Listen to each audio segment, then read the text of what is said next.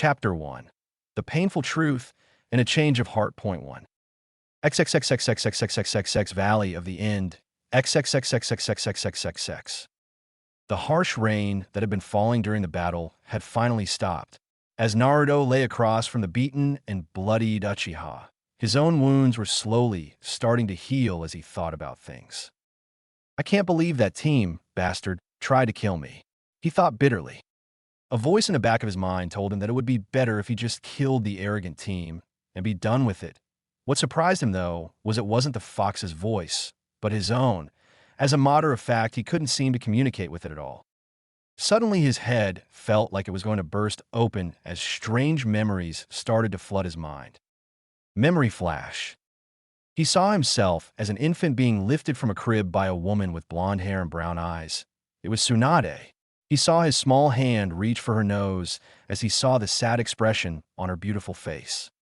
He was handed to a man Naruto recognized as the Yondaime Hokage. "I wish you didn't have to do this," he heard the familiar voice of the Sandaime say in the distance. "Me to old man, but it's the only way I can save the village." "Good luck, kid," he heard another voice that he recognized as Jiraiya. "Thanks, sensei," the Yondaime said as he sped off with young Naruto towards the battlefield. On the battlefield, the Yondaime looked into his 5-day-old son's eyes and said, "I'm so sorry for what I'm about to do to you, my son. I hope the village will see you as a hero." With that, he placed Naruto on the ground next to his feet, bit his thumb, and ran through hand seals. Kuchios no Jutsu, summoning technique. He yelled and slammed his palm on the ground. All Naruto could see after that was smoke. Suddenly it cleared, and Naruto was far above the ground, cradled in his father's right arm as he drew a seal with more of his blood and placed Naruto down on the ground. Or at least he thought it was the ground.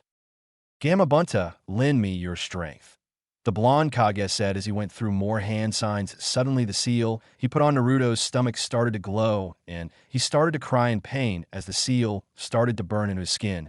All he saw after that was an intense light. The next thing Naruto remembered, he was on a pedestal surrounded by candles, crying. In memory flash, he sat up on the ground, drenched in sweat, panting heavily. What the hell was that? He thought. He then looked to his right to see a black cat. Its piercing golden eyes seemed to be looking into his very soul. "What the hell are you looking at?" He spat out, still slightly panting, not really expecting an answer. "A young man with a heavy burden." The feline responded with a deep, aged, and wise voice that sort of reminded him of the third Hokage's. Naruto jumped up, clutching his chest, and wheezed.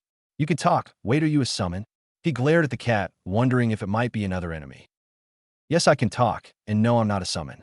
My name is Shihoin Yoruchi. We've already met, if you recall." "You can't be Yoruchi-san. You're a cat, and your voice is different," he rasped out, still hurting and weak from the intense battle, reaching for his kunai holster. "Perhaps this will prove to you who I am," she said as she transformed into a beautiful dark-skinned woman with purple hair tied in a high ponytail and golden eyes. "See, it's me, Yoruchi. It's been a while, hasn't it, Naruto?" "Yes, it has. I haven't seen you since you bought me my first bowl of miso ramen." Flashback. A 4-year-old Naruto was crying. He had not slept in days. He was being tormented by a voice deep in his mind and could not tune it out. All of a sudden, he felt a hand on his shoulder. "Are you okay, kid?" a woman asked. "Sniff, sniff, I can't shut the voices out," a young Naruto whimpered. He must mean the 9 tails. Yoruchi thought. "Well, kid, my name's Yoruchi, and I'll show you a trick to shut the voices out, okay?" she exclaimed with a chastised grin.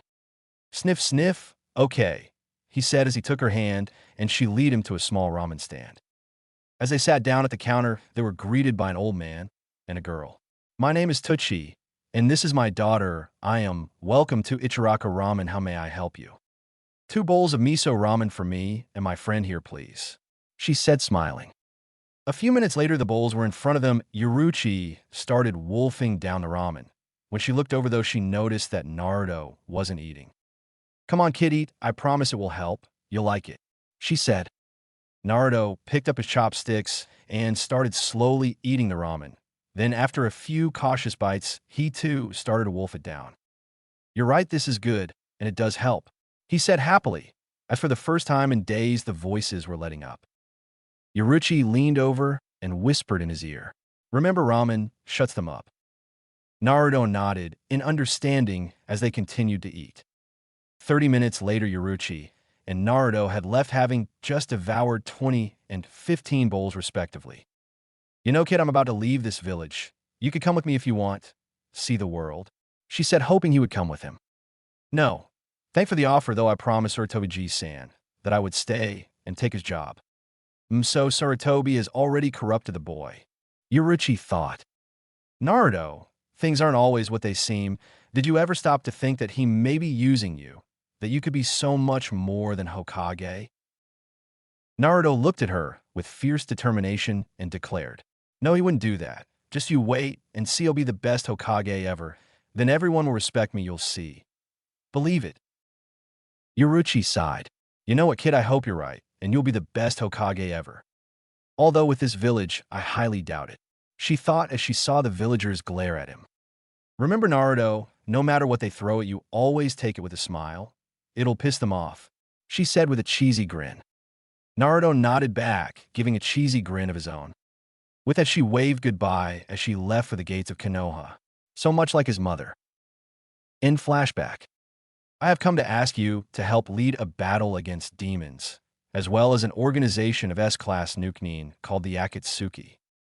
Yeah, I ran into two of them a little while ago, Sharkface and Tim's older brother," Naruto said as he pointed his thumb over his shoulder behind him toward Sasuke. "You mean the boy over there you were thinking of killing?" She interrupted. Wait, how did you know I was thinking of killing Sasuke? Can you read thoughts?" he asked. "No," Yoruchi said. "I don't have to, it was written all over your face." "Oh, after all these years, what makes you think I'd fight for your cause? How do I know you're not just using me like the village?" "Because you have always had a good heart, but it's wasted on that ungrateful village. You can't help but help people in need. You could do so much good, and technically I am using you. I need you to help save this world and put things right.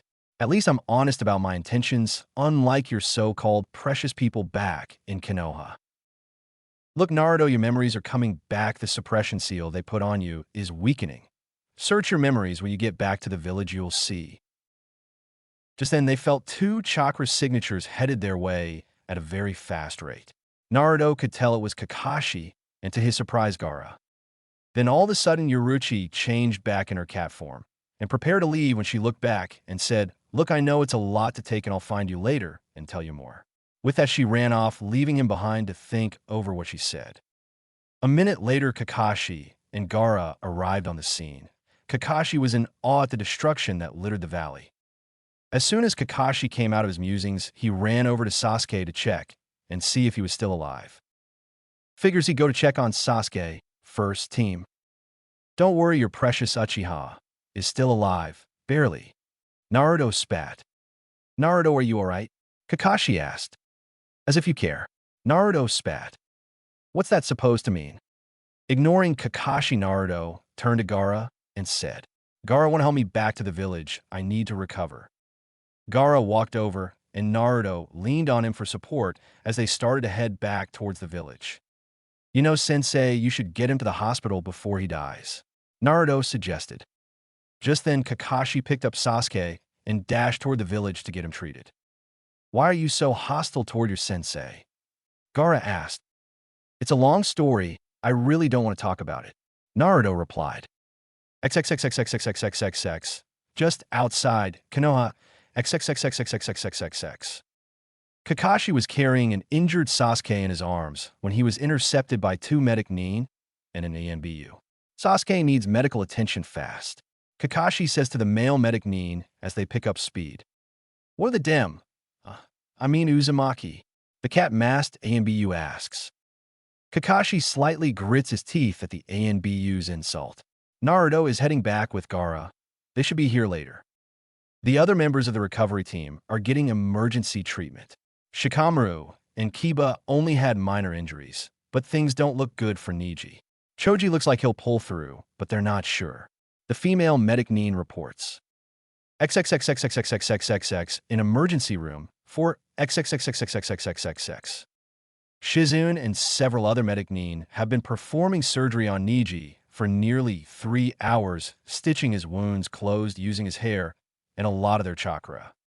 Meanwhile, Shikamaru was sitting inside the waiting room listening to Temari lecture him about how combat is different than training.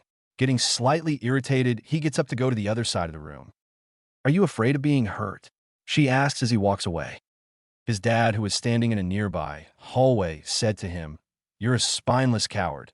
Even if you run away and quit now, your friends will just be assigned a new leader, and they might all die. But if your friends mean anything to you, you should use this as a learning experience, so this won't happen again." Shizen exits the emergency room. Niji's in stable condition, and it looks like Choji will pull through. An AMBU suddenly appears and hands her a note. Kakashi has just returned with Sasuke. Tsunade is currently operating on him. Naruto and Gaara are headed back to the village. Hearing this, Temari got up to leave to go greet her brother and Naruto at the gate. XXXXXXXXXX Kanehagakure, main gate, 15 minutes later, XXXXXXXXX. Gaara was walking through the gates with the injured Naruto as Temari, Sakura, Ino, Hinata, Sarutobi, and Kankuro greeted them. "Wow, Naruto, you look like shit," Kankuro said. Temari hit him on the head with her battle fan. "Ow!" he whined as he rubbed his bruised head. "Come on, Gaara, help me to my apartment," Naruto said. He paused when he heard the third yell out, "Naruto, you need to go to the hospital." "I'll be fine, Sandaime-sama. I just need some rest," he said coldly. Sarutobi was slightly taken aback by the coldness of his reply. "Naruto, you baka, idiot. You need to see a doctor," Sakura yelled, worried about her teammate. "Yeah, Naruto, go to the hospital," Ino said in agreement. "Damn it, I brought your damn Uchiha back. Isn't that enough for you people? Just leave me alone," he yelled, shocking everyone. He sighed heavily.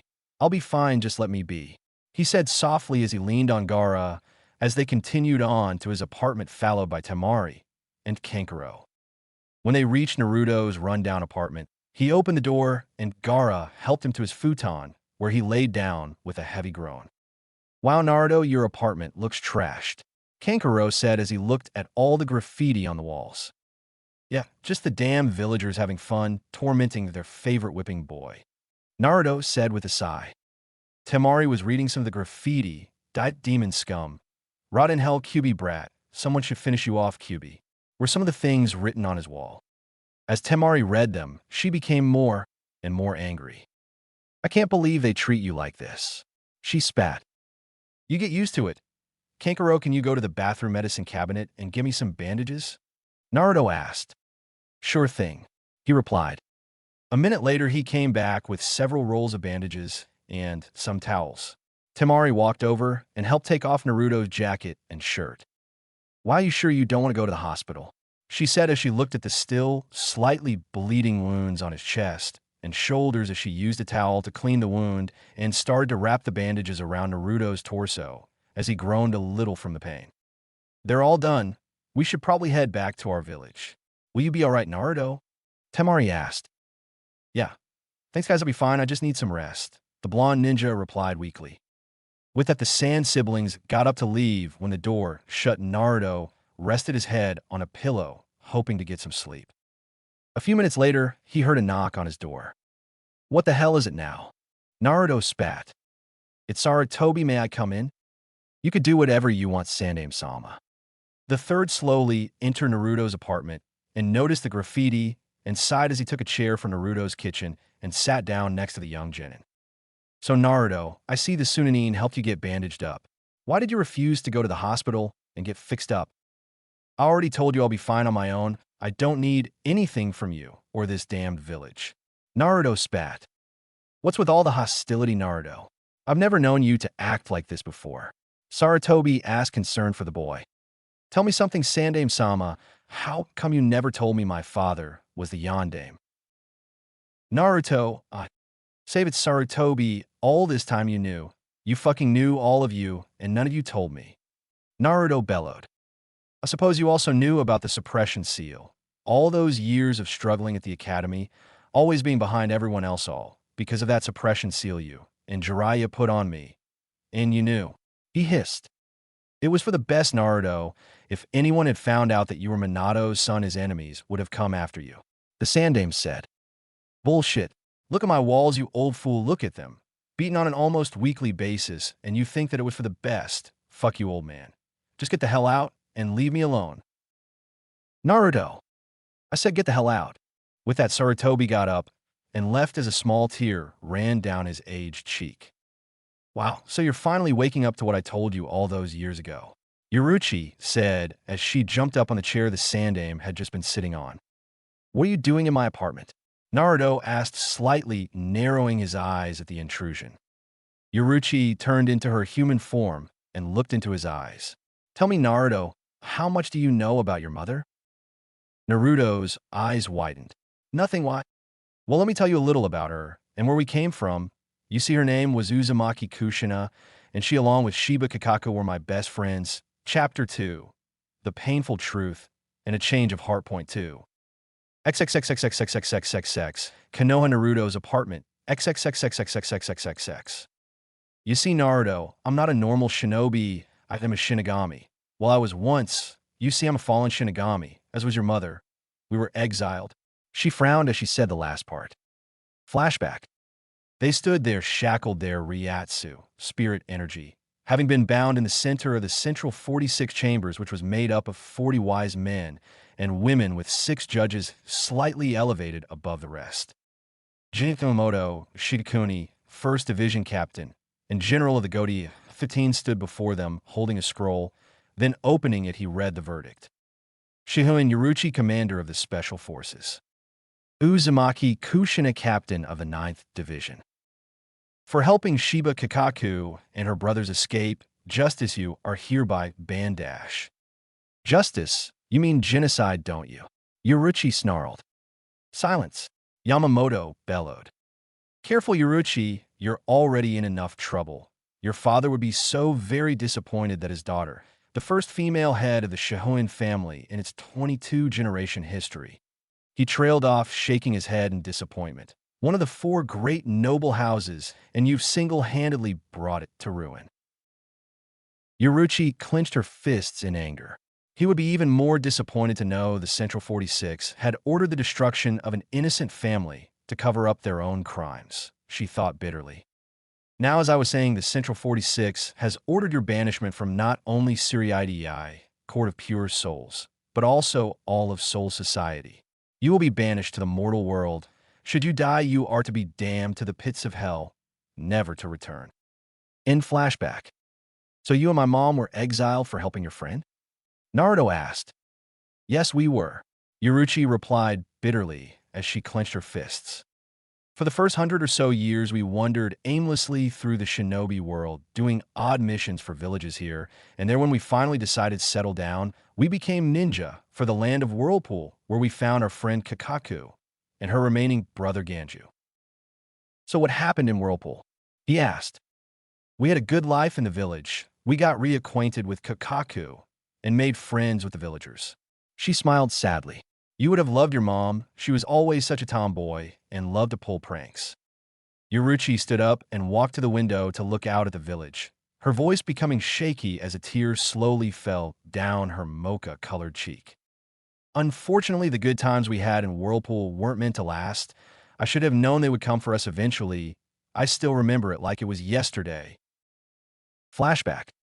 Yoruchi, Kakaku, and the 4 shinobi with them were headed back to the village, having just completed a mission, when they saw billowy black smoke in the distance from the path they were on. They all took off running, worried about their home. When they got to the destroyed gates of the village, they stopped, horrified by what they saw. There were bodies everywhere, and the buildings lay in ruin. They spotted the enemy ninja, dressed all in black. Yoruchi and Kakaku instantly recognized them as the Special Forces. Dashing at the enemy, they proceeded to decimate their numbers with a combination of speed strikes and pressure points. But unlike their comrades, Yoruchi and Kakaku used Kido spells as well. Show! Thrust! Yoruchi yelled, pushing an enemy nin away from her. Then, following up, she yelled, Heian! Abolishing flames. A blast of purple spiritual energy incinerated the nin on impact. Meanwhile, Kakaku yelled, Shikaho! Shot of red fire. shooting a ball of red energy at her target, killing him. The group slowly fought their way through 50 or 60 enemy nin until they got to the center of the village, where they came face to face with the leader of the destruction, a petite Chinese woman with short black hair and 2 long pigtails wrapped in white bandages with gold loops on the end. Soifin let him go. Yoruchi hissed as she saw her petite form holding Kakaku's bloodied brother Ganju. "It's been a while, hasn't it, Yoruchi-sama?" she said mockingly as she let him go. "Barely alive. I wonder if Kakaku's as easy to provoke as she used to be." Soifin thought. Must be careful after all, Rukongi, Wandering Soul City, a poor town where Kakaku and her brothers had a hideout. "Vermin are so delicate," she said, looking at Kakaku as Ganju tried to crawl away.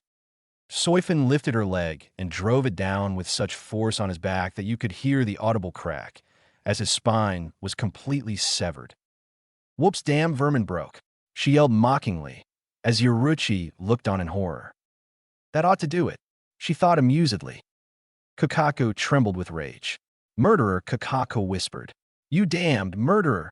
Kakaku screamed as she pulled the wakizashi sidearm she wore horizontally on her lower back and charged Soifin, tears streaming down her face. "Kakaku, don't!" Yoruchi yelled to her friend, trying to stop her. Soifin sneered. "Kurohitsuji, Black Coffin," she hissed. Suddenly, a box of black energy surrounded Kakaku, piercing her with dozens of energy spears lacerating her from head to toe. "Inside, you cold," hear her scream. Then the box disappeared, and her bloody body fell lifelessly to the ground in a pool of her own blood. "No!" Yoruchi screamed as she watched one of her closest friends die. She was about to run over to her friend's core when Soifin pulled out her Kodachi short sword and tapped on the ground, and 30 more nin showed up. Then a kunoichi grabbed her shoulder. "Yoruchi-sama, we're almost out of chakra, and you're running low on Ryatsu. You have to get out of here. We can't win this," she said sadly. She was reluctant to leave. "Yoruchi-sama, go," the kunoichi yelled. Yoruchi nodded in acknowledgement and took off to the forests that surrounded the village. When the kunoichi turned around, she took a fighting stance along with the other 3, but she was taken aback as Soifin just smirked at them. Then she blurred out of existence. In literally the blink of an eye, her comrades were on the ground, blood everywhere, their faces frozen in various stages of horror. "Pathetic," Soifin snarled, bringing her right leg up, kicking the kunoichi in the face. Her chin flew back as she fell to the ground from the force of the savage kick. Then Soifin brought her leg down, slamming her foot into the kunoichi's chest, causing blood to fly out of her mouth. Soifin looked down at the woman, contempt shone in her eyes. "To think my former mistress living among such worthless vermin." "Go to hell," the kunoichi rasped out through gritted teeth covered in her own blood. Soifin's eyes narrowed. "Not before you," she hissed as she forced her foot down harder, twisting it. She heard an audible crack as she broke the kunoichi's ribs. Looking up in the direction in which her former mistress had fled, Soifin screamed to her subordinates. "What are you fools waiting for? Go after her." They all bowed and took off after their former commander. "Time to finish this," Soifin whispered as she also gave chase. In flashback, I had managed to kill the remaining ninja and stood face to face with my old pupil. Flashback. Yoruchi stood across from Soifin, high above the ground on top of the trees. Soifin looked at her former mistress with hatred and contempt.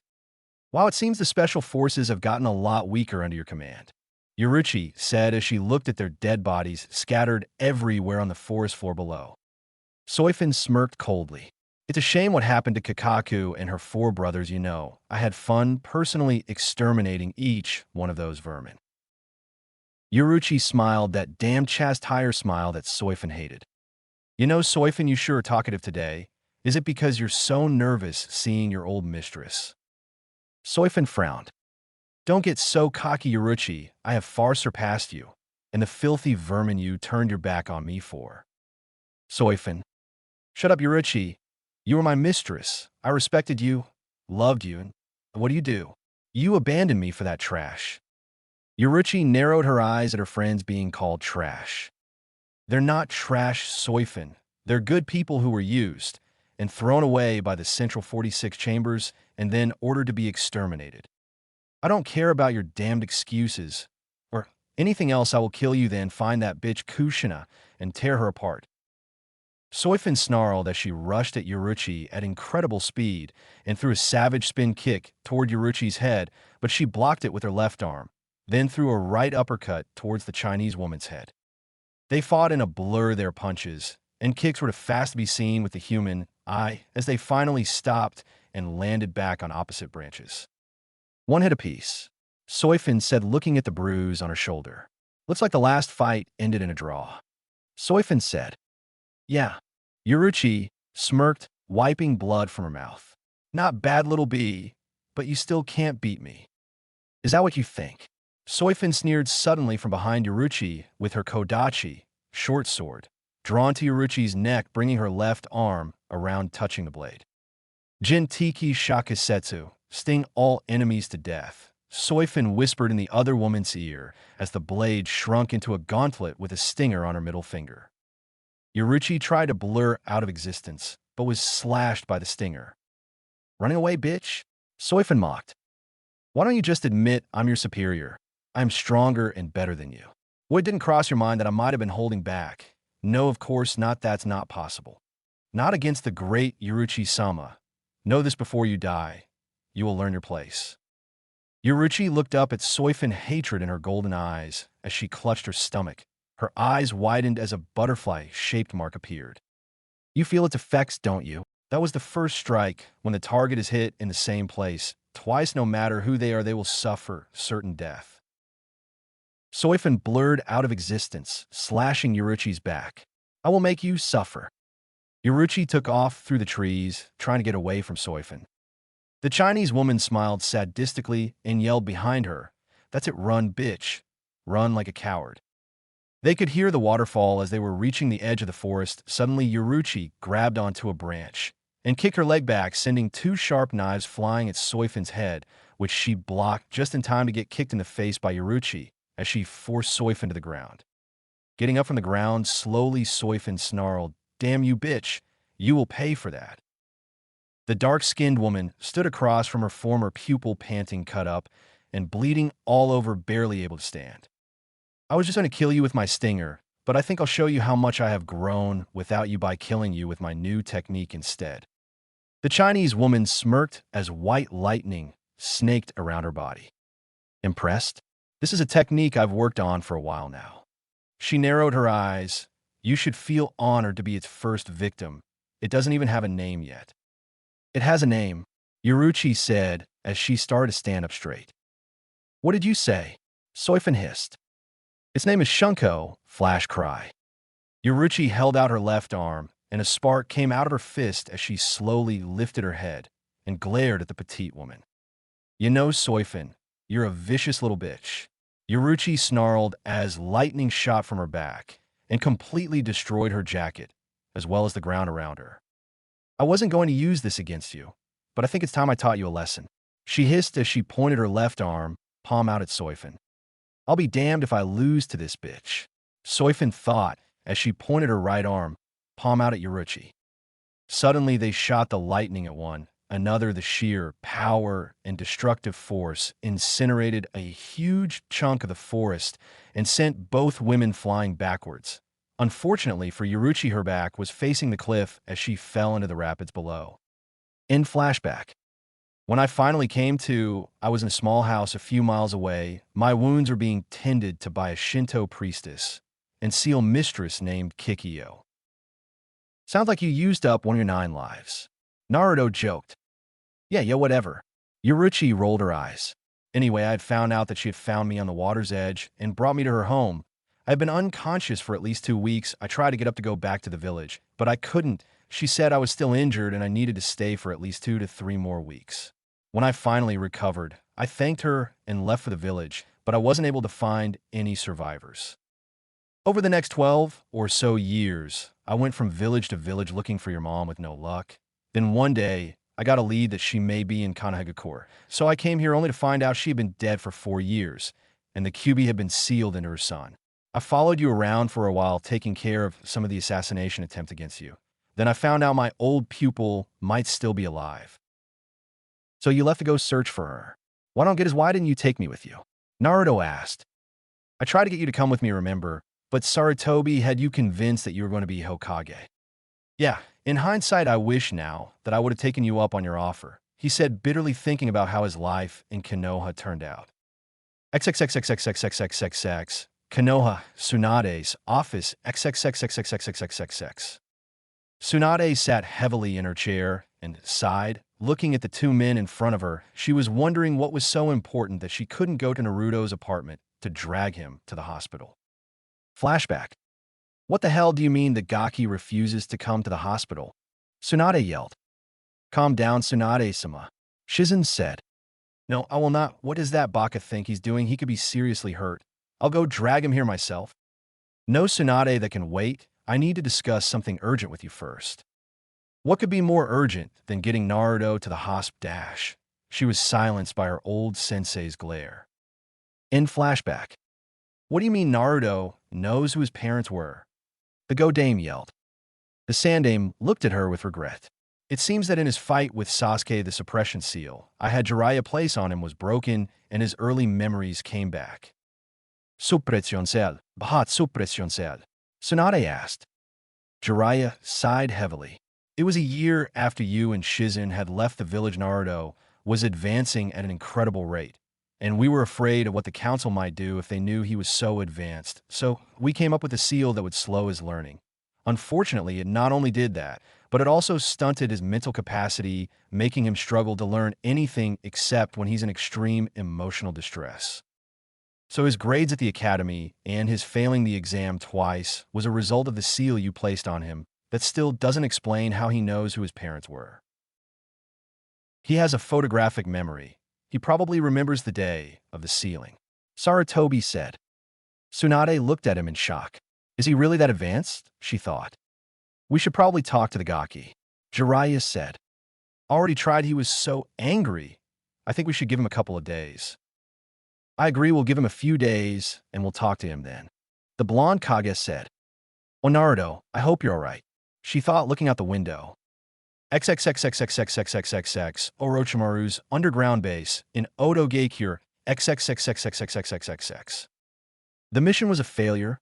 Explain, he hissed dangerously. Hi, although Kima-sama, Kabuto said fearfully. It seems the QB brat managed to defeat Sasuke, and the Sound Four were eliminated by the rest of the recovery team. Our spies in Konoha tell me that Sasuke was brought back severely wounded, but Tsunade managed to heal him. I cannot believe the QB brat got in the way of another of my plans. He's become quite the thorn in my side, just like Minato was. He mumbled. Kabuto, we need to think of another plan to get the Uchiha brat. I want that damn Sharingan. How have the experiments progressed? We have good news, Orochimaru-sama. We were able to add another year before you'll need to switch bodies. With more study of the Shuriken Jewel Shard, we should be able to add more. Will I be able to use it with the container I've chosen as a backup since I didn't get Sasuke-kun? Hi, Kabuto responded. Good, now I have 4 years, instead of 3 to plan coup. Cool. What neither of them noticed was a red-haired, red-eyed teen with black-rimmed glasses was listening to their conversation. I have to send a message to Soifun-sama, she thought as she left. Chapter 3. The Painful Truth and a Change of Heart. Point 3. XXXXXXXXXX. Some no Kuni. Land of Claw. XXXXXXXXXX. Soifun was currently walking among the sakura trees that littered the estate grounds. She both loved and hated the feelings and memories they brought up in her. The times back in Siriidii, Court of Pure Souls, when she was happy training with Yaruchi, and the promise she made as her mistress had laid her head on her lap under the light of the full moon.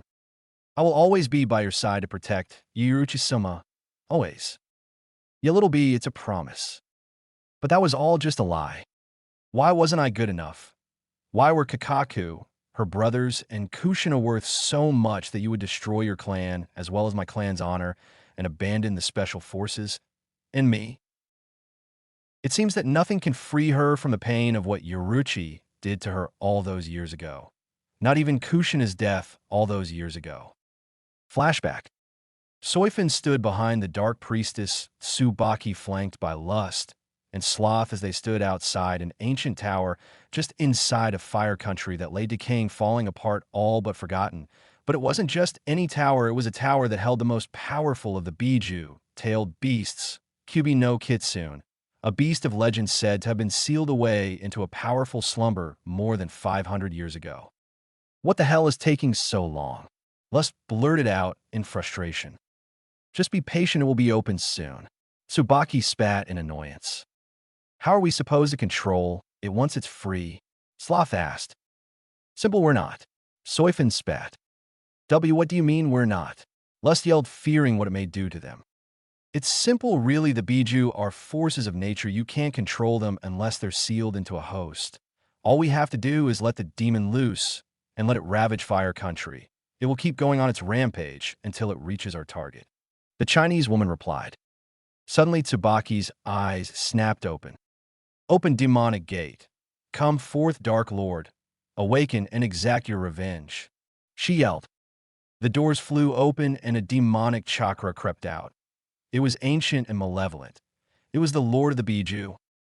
Just as the demonic energy started to take shape, Soifin performed a one-handed seal, and the four women disappeared into a swirling black vortex that opened up behind them.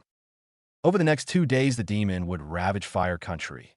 The feudal lord sent samurai and archers to try and stop it, but it was no use. It was just too powerful. XXXXXXXXXX, Kanahagakure, Hospital, XXXXXXXXX. It had been almost 2 days since Kushina had given birth to Naruto. She was still weak from the complications of labor. Suddenly, she opened her eyes as she felt something jump on her stomach. Who are you? She asked weakly. Oh, Kushina-chan, I'm so disappointed that you don't remember me. I'm the one you and the rest of that vermin stole my mistress Yuruchi from. Soifin. Kushina gasped. The Chinese woman narrowed her eyes. So you do remember me. I've spent a lot of time traveling the shinobi world, tracking you down. Imagine my surprise when I found out not only were you engaged to the Hokage, but you were also pregnant. You were the one who destroyed Whirlpool and killed Kakaku and Yuruchi. She hissed. Yes, I did kill Kakaku and her brothers, but Yuruchi is very much alive. But don't worry, she'll be dead as soon as I find her. Soifin said with a smirk. That's impossible. I saw the destruction. I searched for survivors and never found her. She's still alive. Kushina whispered the last part. Soifin's eyes filled with mirth. Yes, she is. And to think you gave up on her so easily. Kushina's eyes filled with hatred as she looked up into Soifin's eyes and spat in her face. Soifin wiped the spit off her face and stabbed Kushina with her stinger. Now, Kushina, that wasn't very nice, she said as she watched the butterfly mark appear. Soifin watched as the poison started to take effect. Surely you've heard about the demon that's been attacking fire country, the one that no one seems to be able to stop. Kushina glared at the petite woman that was straddled on top of her. The Chinese woman pulled out a scroll. Tell me, Kushina, do you know what this is? That's the scroll of the Shiki Fujin, dead consuming demon seal. Why, yes it is, and it will mysteriously find its way into your fiancé's scroll library. You do realize that to perform the Shiki Fujin, he will need an infant. Soifin smirked. And how many infants have been born lately? Kushina's eyes widened. Naruto-kun, no, I won't allow him to use my son.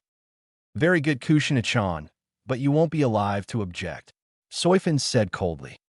Anyway, do you know what happens to the mortal that performs it? Kushina gasped. Minato, no.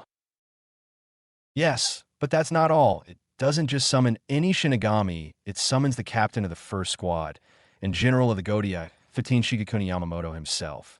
When he tries to preform the Shiki Fujin, he won't know the boy is part Shinigami. Final question, what happens when a Shinigami tries to fuse a demon with another Shinigami?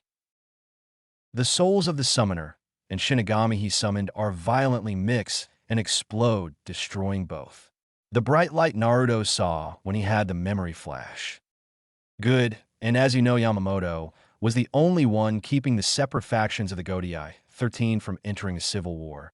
And without him, Tsurayai, Court of Pure Souls, will tear itself apart, and that destruction will eventually spread to the rest of Soul Society. Soifin calmly explained. But it doesn't make sense. Why would you want to see the Goatee Eye 13 destroyed? Tell me something. What did you think would happen when Yoruchi was exiled? The Central 46 decided, since the Fan family was a minor clan once loyal to the Shihuin family, that we were a possible threat and had us split from the rest of the Special Forces and tried to eliminate us. But why have a demon sealed into my son? That's quite simple. When that boy reaches 18, he'll completely merge with it. Do the math. Powerful human plus Shinigami plus QB equals. Oh no, Kushina gasped. Yes, an almost unstoppable weapon that I will wield. I plan on letting the boy suffer. As a Jinchuriki in this pathetic village, he will slowly grow spiteful and hateful. Like you, Kushina snarled. Soifin glared at her. You helped make me this way, so I'll return the favor. Anyway, I'll come to rescue him and gain his trust by telling him about his dear mother, and together we'll bring order to Soul Society, and then when he's outlived his usefulness, I'll eliminate him. Please, Soifin, don't do this. I'm begging you, don't do this to my family. Kushina pleaded. Soifin narrowed her eyes as she continued to look down on the woman. Pathetic, I expected more from you. She then plunged her stinger into the same spot she had hit before. Naruto-kun, Minato-kun no. The red-haired woman said with great sadness as she died, heartbroken in her hospital bed as she thought of what would become of her family. Soifin slowly got up once the butterfly marks receded along with the blood, and the wounds healed, signifying Kushina's death. She then performed a one-handed seal, and a black vortex opened. Now to find Yoruchi, she said as she vanished into it. When morning came, a nurse walked in to discover Kushina had died during the night, and without any evidence to the contrary, it was declared she died from complications of childbirth. In flashback, Soifin was brought out of her memories when she noticed a black crow came out of a black vortex that opened in the sky. What's this, a message from Karen she's not supposed to report unless it's an emergency? She thought. Taking the scroll out of the pouch on the raven's back, she began to read it. So Naruto beat an Uchiha, did he impressive? She said to herself, but her eyes narrowed as she read the next part. What? Orochimaru has a Shurikon jewel shard. With that, she went to have a talk with Tsubaki. XXXXXXXXXX, Konoha, 3 days after Naruto, and the recovery teams returned XXXXXXXXXX. With Yoruchi's help, Naruto was healing at a rapid pace. He would be able to travel in a couple of days. After his display, when he had returned from the mission, no one had bothered him, which had given him plenty of time to think things over. He came to a very sad conclusion. The Leaf Village and its people simply weren't worth fighting for. Suddenly, Naruto was taken out of his thoughts as Yoruchi came through the window, then changed into her human form. Well, Naruto, I have a way you can leave the village whether they want to let you or not, she said. How's that possible? I didn't think you could just resign and leave. It's quite simple. I did some research and found out that all you need is to have completed one SS rank mission. Well, that's all well and good, but I haven't had an SS rank mission. Yoruchi let out an exasperated sigh. I thought you were supposed to be getting smarter after that seal had been destroyed. Naruto simply chose to glare at her, but said nothing. Look, Gaki, you have completed an SS-ranked mission. What do you think they classify the mission to retrieve Tsunade as? Wei Jiraiya told me the mission was only S-ranked. That team owes me some money. Naruto growled. Who cares? At least you can finally get out of this damn village and not worry about Hunter Nin. Yeah, well, that's all well and good, but who's to say Tsunade, Sarutobi, and Jiraiya can even be trusted to let me leave? I mean, they're not exactly the most trustworthy bunch. Yoruchi grinned. Easy with this, she said happily as she threw a scroll to Naruto. Naruto's eyes widened in shock as he read it. This is... Yep, seems your father left you a scroll as proof you were his child. I took some of your blood after helping you heal a little more and changing your bandages and used it to open a hidden safe in the Hokage's office.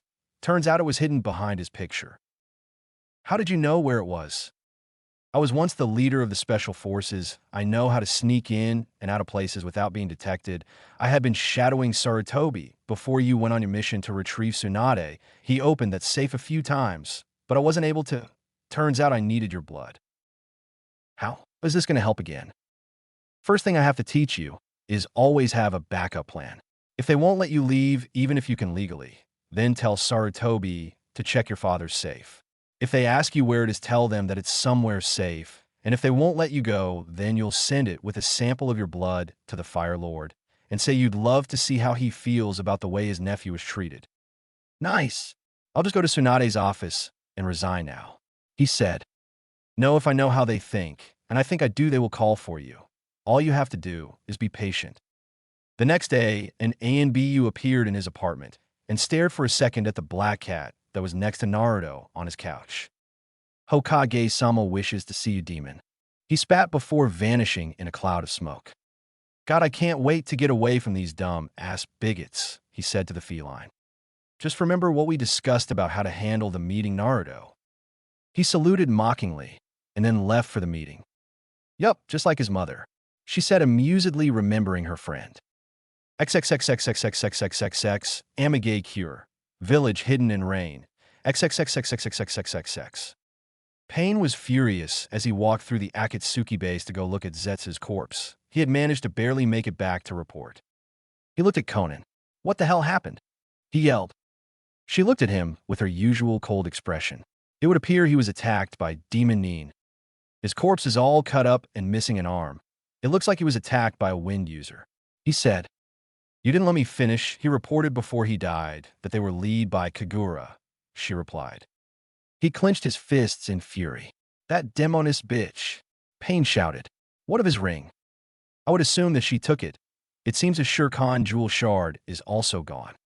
This changes everything. We'll have to change our plans, tell the other members to return to base. We'll have to resume our hunt for the other Jinchuriki in a few years once we've figured out a strategy for dealing with Kagura and her demon Nins. Pain said, damn it, not now. I'm so close. He thought as he watched Conan leave. XXXXXXXXXX. Udon no Kuni. Land of Udon. XXXXXXXXXX. The demoness Kagura sat in the throne room of her castle as her blood-red eyes looked at the Akatsuki ring and the jewel shard she had in her hand. Once I have gathered all the rings and shards of the Shirkan jewel, I will finally rule this world, she thought as she licked her blood-red lips in anticipation. XXXXXXXXXX. Konoha Tsunade's office. XXXXXXXXX. Naruto calmly walked into the office and looked at the three with cold, emotionless eyes. You want to see me, Hokage-sama? Naruto asked as he looked at Tsunade, sitting behind her desk flanked by Jiraiya and Sarutobi. Tsunade was saddened by the fact he didn't call her by her nickname, as well as his coldness. Yes, Naruto, please take a seat, she said as she made a gesture with her right hand. Naruto, I wanted to explain about the suppression seal that I had Jiraiya place on you. He was stopped by Naruto's raised hand. That's right, Sandaime-sama. There's no need to explain.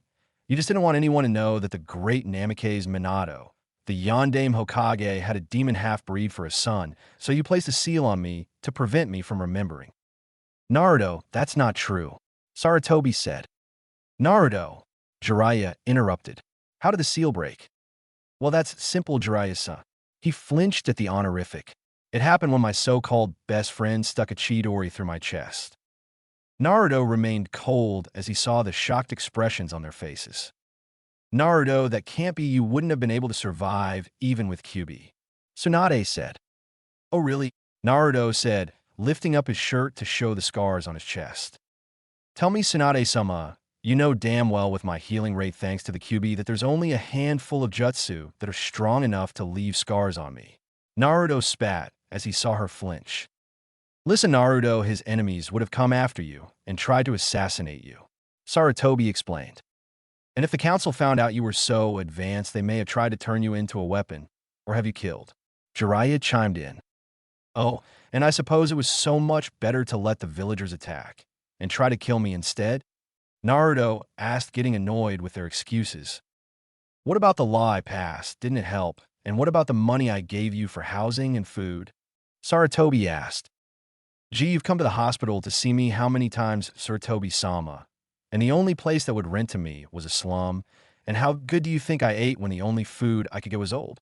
Naruto asked in return. Thank God for Chiraka ramen, or I would have starved to death a long time ago, he thought. Naruto, I know you're upset, but you have to understand it was tough on all of us. Tsunade said with sorrowful eyes. Really, Hokage-sama, how long did you suffer?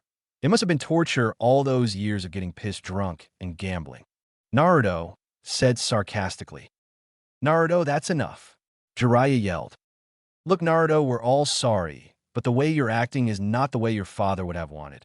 Saratobi said. They were taken aback by the look of sheer fury in the boy's eyes. You know, quite frankly, I don't give a rat's ass what that team bastard would want. Naruto bellowed. Naruto, that's no way to talk about your father. After all, you're his legacy. Tsunade said sadly. Let's get one thing straight right here, right now. I'm Uzumaki Kushina's legacy, not his. As far as I'm concerned, I have no love for the team that would throw away his own son to protect a bunch of bigots. He growled.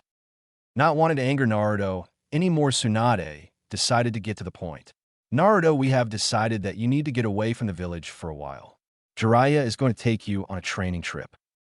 You're right, Tsunade-sama. I plan on getting out of this village, but not on a training trip. What do you mean, Naruto?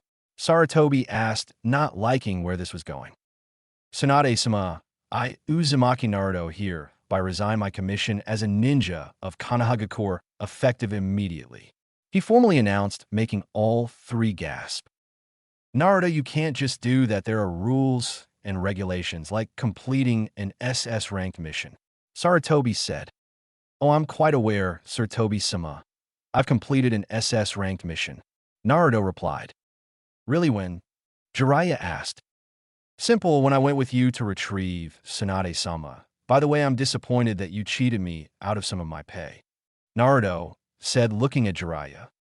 Naruto, I won't allow you to leave. You're too emotional right now. Tsunade said, looking at him.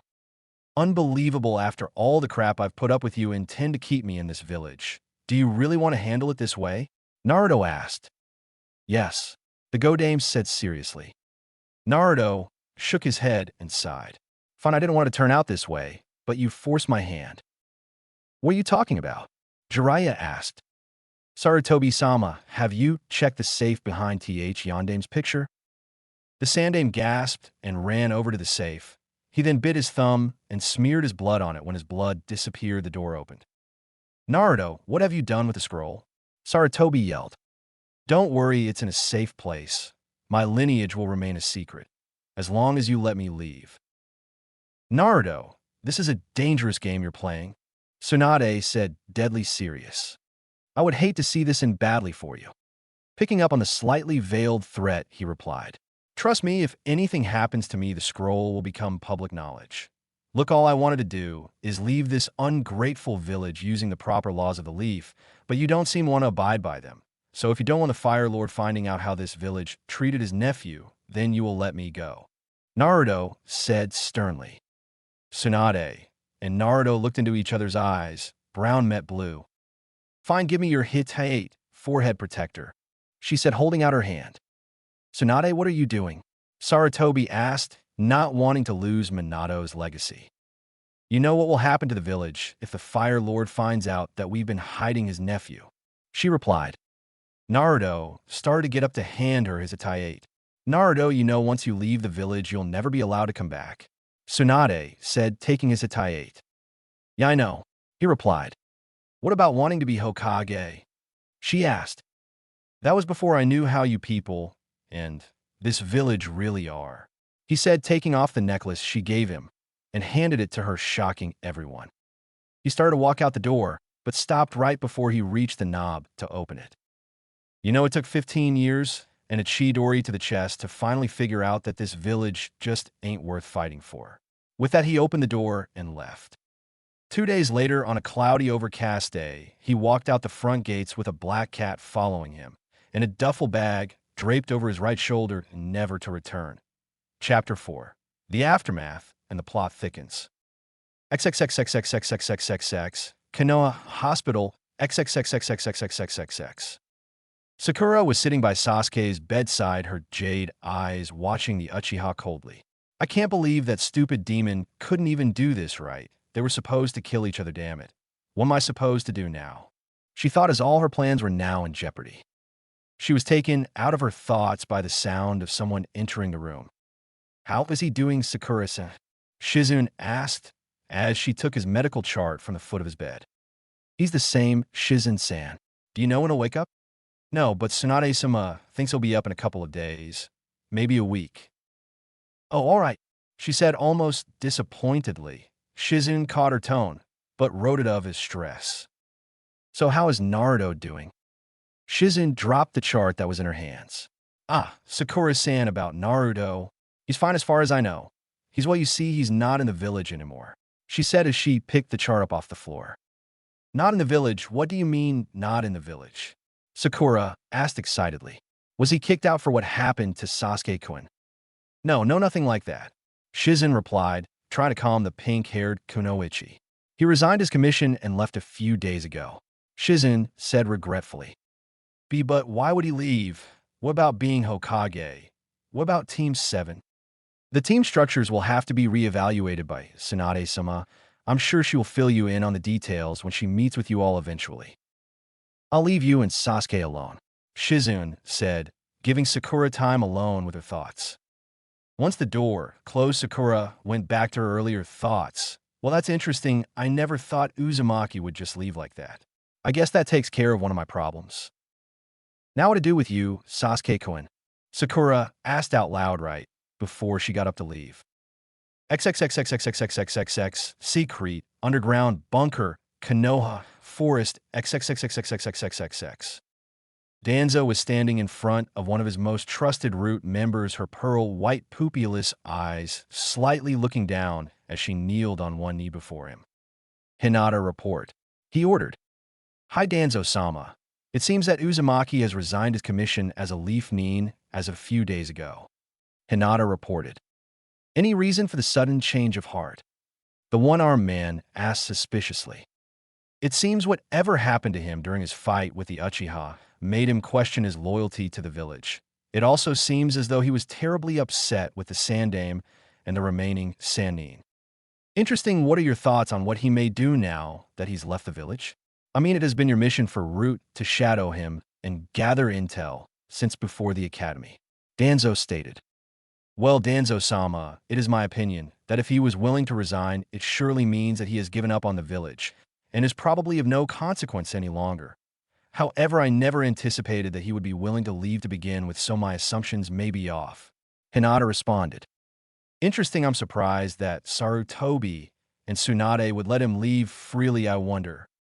He was interrupted by Sakura as she burst in through the door angrily, making Hinata instantly stand to face the possible threat. Sakura-san, you've gotten so much better at hiding your chakra signature. How nice of you to visit me, he said amusedly. Cut the crap, Danzo. We need to talk, the pink-haired Kunoichi said, looking at Hinata. Hinata turned around to look at Danzo, who simply gave her a curt nod, signifying that it was all right to leave them alone. As Hinata walked out, she locked eyes with Sakura. For a split second, you could see the hatred that existed between the two Kunoichi. When the door clicked shut, Sakura spoke. I don't trust her. She spent too much time around that demon Uzumaki. I think she might have become corrupted by him. Now, Sakura-san, I can assure you that she is one of my most loyal root agents. Now, what have you come to talk to me about? He asked, not wanting to hear her rant about Hinata, as he was well aware of their hatred for each other. Have you heard the demon left a few days ago? Yes, Hinata just gave me the report. She also mentioned that he was very upset when he returned from the retrieval mission. Yes, especially with the Sandaime. What I don't understand is what could have happened between the two. I never thought Uzumaki would ever act that way. Whatever it was that made him leave doesn't matter now, because it's one less obstacle for you, Danzo stated. Yes, Sakura agreed as she thought about it a little. But they're still the Uchiha. They failed to kill each other as I had hoped they would. How am I supposed to get him out of the way? The villagers are completely blind and think that because he has that blasted Sharingan that he can do no wrong. Don't worry, Sakura-san, that is a simple matter. Remember that the ninja of the village are not controlled by the villagers, or the village council they're controlled by the Shinobi Council. I will wager that with the Uchiha brats' current actions that neither Tsunade nor Sarutobi would vote to go easy on him. Not to mention that several clan heirs were also hurt by his actions. Yes, but what about Sarutobi's old teammates Hamura and Koharu? They love the Uchiha. That is true, but I will put forth a motion to strip the Uchiha of his ninja status and have his Tenketsu sealed by Hyuga. I'll simply push the fact that he was willing to abandon the village to join Odo. They'll side with me. Besides, their only real interest is in breeding the Uchiha, not in Sasuke. Danzo replied, "It seems you have thought of everything, Danzo. Do you have any ideas as to how I can ingratiate myself to the Elder Council, Village Council, and the people?" Well, Sakura-chan, I have been giving it some thought, and I think you should become the Godame, Tsunade's apprentice. That might be a good move. As the Godame's apprentice, it would put me in a much better position to be appointed as her successor. And if I should run across my old teammate Uzumaki, well, once I've gained knowledge of how to use her chakra, enhanced strength, what better way to be loved by the villagers than to walk through the front gates with his broken, lifeless body slung over my shoulder? The pink-haired Kunoichi replied as she started to leave. "I hope when you become Hokage that you won't forget your friends?" He asked. "Don't worry, Danzo. When I'm made Rokudame, you along with Root will be in my right hand," she said as she left. Danzo had a confident smirk on his face. "Excellent, all my pawns are in place," he thought as he too left. XXXXXXXXXX, some no Kuni, Land of Claw. XXXXXXXXX. Soifun had been talking with Tsubaki working on strategy to get the Shurkan jewel shard. She was going through the whole thing in her mind. How the hell does a normal human get a hold of a Shurkan jewel shard? She could only be thankful that he hasn't yet unlocked its full potential. She sent for more info from Karen. What she learned shocked her. Apparently, Orochimaru was once a member of a group of S-class Nukenin called Akatsuki, and it seems that he may have acquired the shard through them. So that means each one of them might have a shard. How the hell did such a group go unnoticed by me for so long? Maybe I should send someone to check on my favorite Jinchuriki. She thought as she sent for Lust. "You wanted to see me, Soifun-sama?" "Yes, Lust, I have a mission for you. I want you to go to Konoha and see how Naruto-kun is doing." "What, that's it, you wanted to spy on your boyfriend? Why don't you send Sloth or Tsubaki? Hell, I'm sure one of your random neens could do it." Soifun gritted her teeth as her eyes started to glow. To Lust, it was as if the petite Chinese woman suddenly towered over her as she released a massive wave of spiritual pressure, making the homunculus fall to her hands, and knees panting with sweat dripping off of her pale, delicate skin. "You will do it because I ordered you to," Soifun hissed. Soifun then walked over and crouched down in front of the fallen woman, cupping her hand under Lust's shin, lifting her face to meet her gaze. "Do not forget your place, lest my patience has limits. You would do well not to forget that." All the homunculus could do was look at her mistress, her purple, slitted eyes pulsing with fear. Soifun let the woman's chin go as she stood up to go to the mansion, but paused looking back at Lust still on her hands and knees panting. "I expect you to be gone within the hour." She then continued heading back. XXXXXXXXXX, Amigay Cure, Village hidden in rain. XXXXXXXXX. They were all gathered in the Akatsuki base. It isn't very often that all the members were called back from their primary mission, so they figured it must be serious. Pain walked into the main hall, followed closely by Conan. They stopped in front of the group, Pain eyeing each remaining member carefully. "Zetsu was killed several days ago," Pain told the other members. There were murmurs among the group. "Was it Orochimaru?" Itachi asked. "No, it was not Orochimaru. It was a new threat, a demoness named Kagura and her demon neens." "Demons?" Kisame scoffed. "We capture demons all the time. Why should we be afraid of this Kagura? And these demon neens? First of all, we only capture Biju. And Jinchuriki, as far as respective power goes, the Biju may be extremely powerful, but it's tempered by the fact that they are basically wild beasts. They can't think or make strategies to take advantage of that power. The Jinchuriki simply do not fully know how to harness the Biju's full potential. That's why we have the Shurkan jewel shards to control that potential.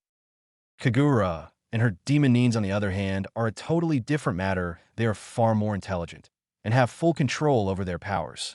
Pain explained. So what's the plan, Leader Sama? Haiden asked. Since I don't think we can beat all the demon neens in Kagura, not to mention others may now know about the jewel shards, I think we should all disband and go our separate ways for a few years until I can think of something. But won't that leave us more vulnerable, leaving us to get picked off one at a time? Kakuzu asked. It would seem we have no choice, Conan said in her usual cold tone. It's either we split up now and have a fighting chance to reconvene at a later date, or we fall. Man, I don't collect enough bounties to put up with this shit. Kakuzu spat in frustration. It's always about money with you. Haiden snapped. Why don't you go and whine to your god Jashin, evil god? Kakuzu snapped back at his partner. Enough, Pain yelled. We have got to split to survive. Those are the cold hard facts. I hope we'll be able to assemble in a few years, if there are any of us left. With that, the Akatsuki temporarily disbanded and went their separate ways. After a few minutes, they were all gone, except for Itachi, who was deep in thought. I have to send a message to Jiraiya-sama about this, he thought before summoning a small toad. XXXXXXXXXX, Konoha Tsunade's office. XXXXXXXXX. Tsunade sat heavily in her chair, going over the current situation in her head. It had been a little over a week since Naruto had resigned. The people and council seemed to be happy to have their demon gone.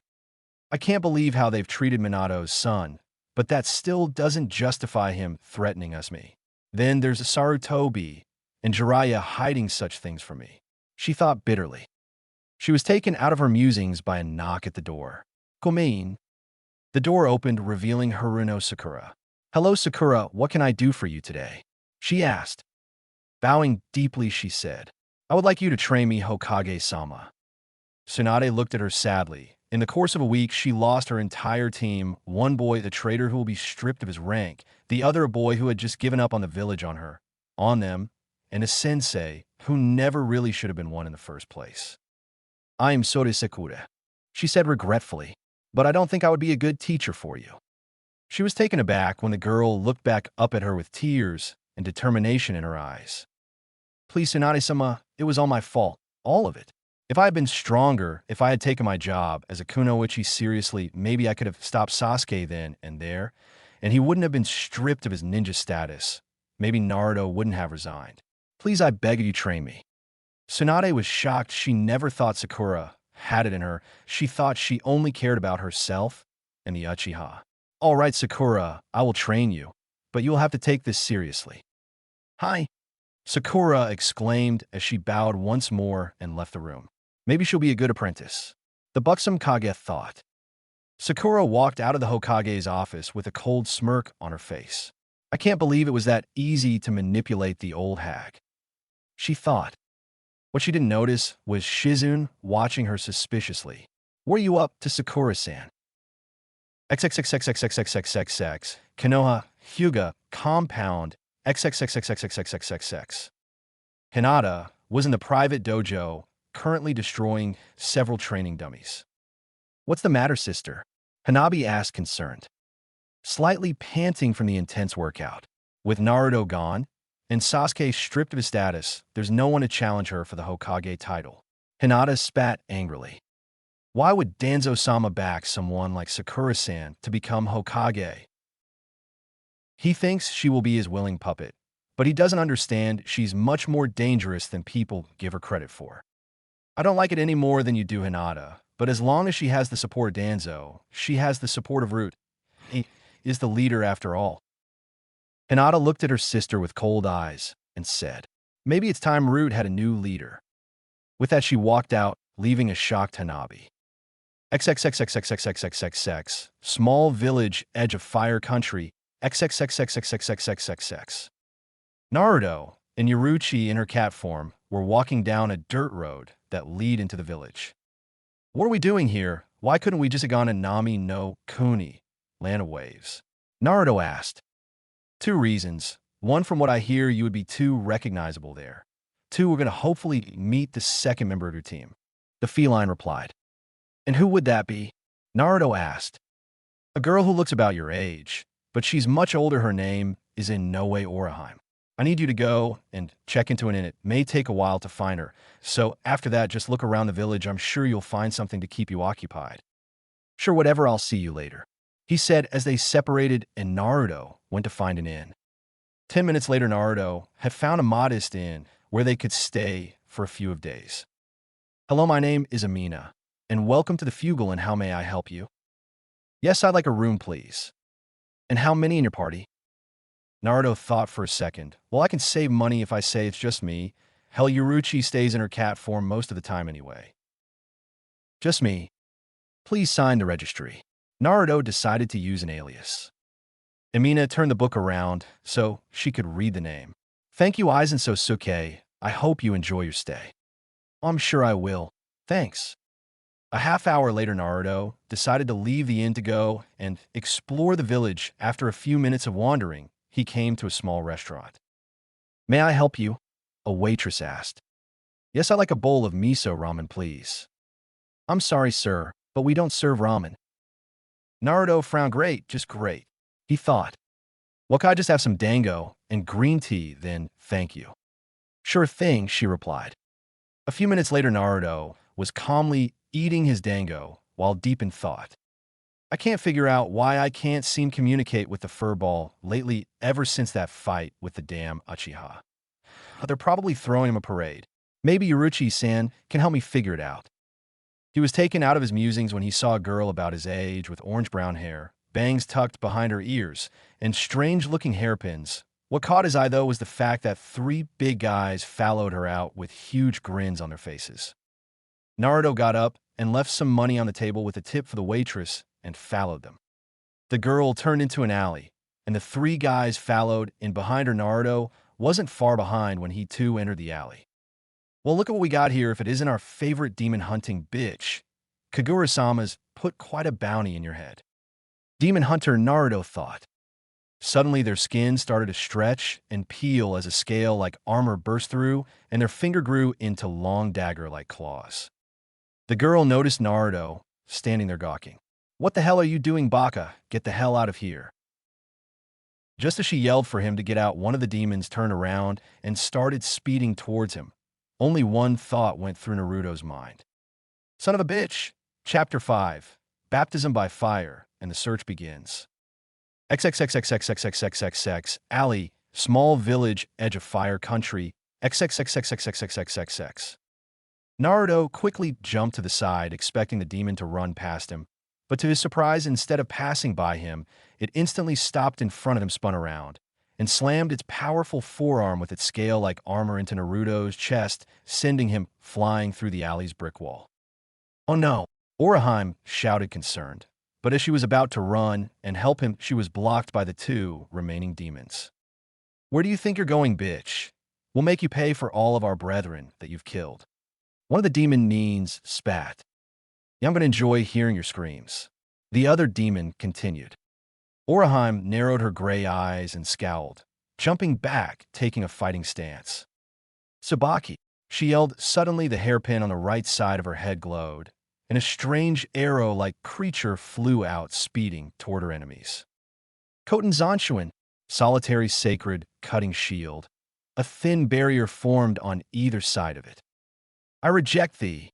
Her anger strengthened the technique as it sped toward one of the demons, slicing through the front of its armored chest, cutting through its heart. Black demon blood sprayed everywhere as it exited through its back. The remaining demon Nin swiped it with its dagger-like claws, managing to tear a notch in Tsubaki's when causing him to go off track and hit the alley wall. Damn you! The demon Nin spat as he wiped his comrade's blood off of his face and charged her.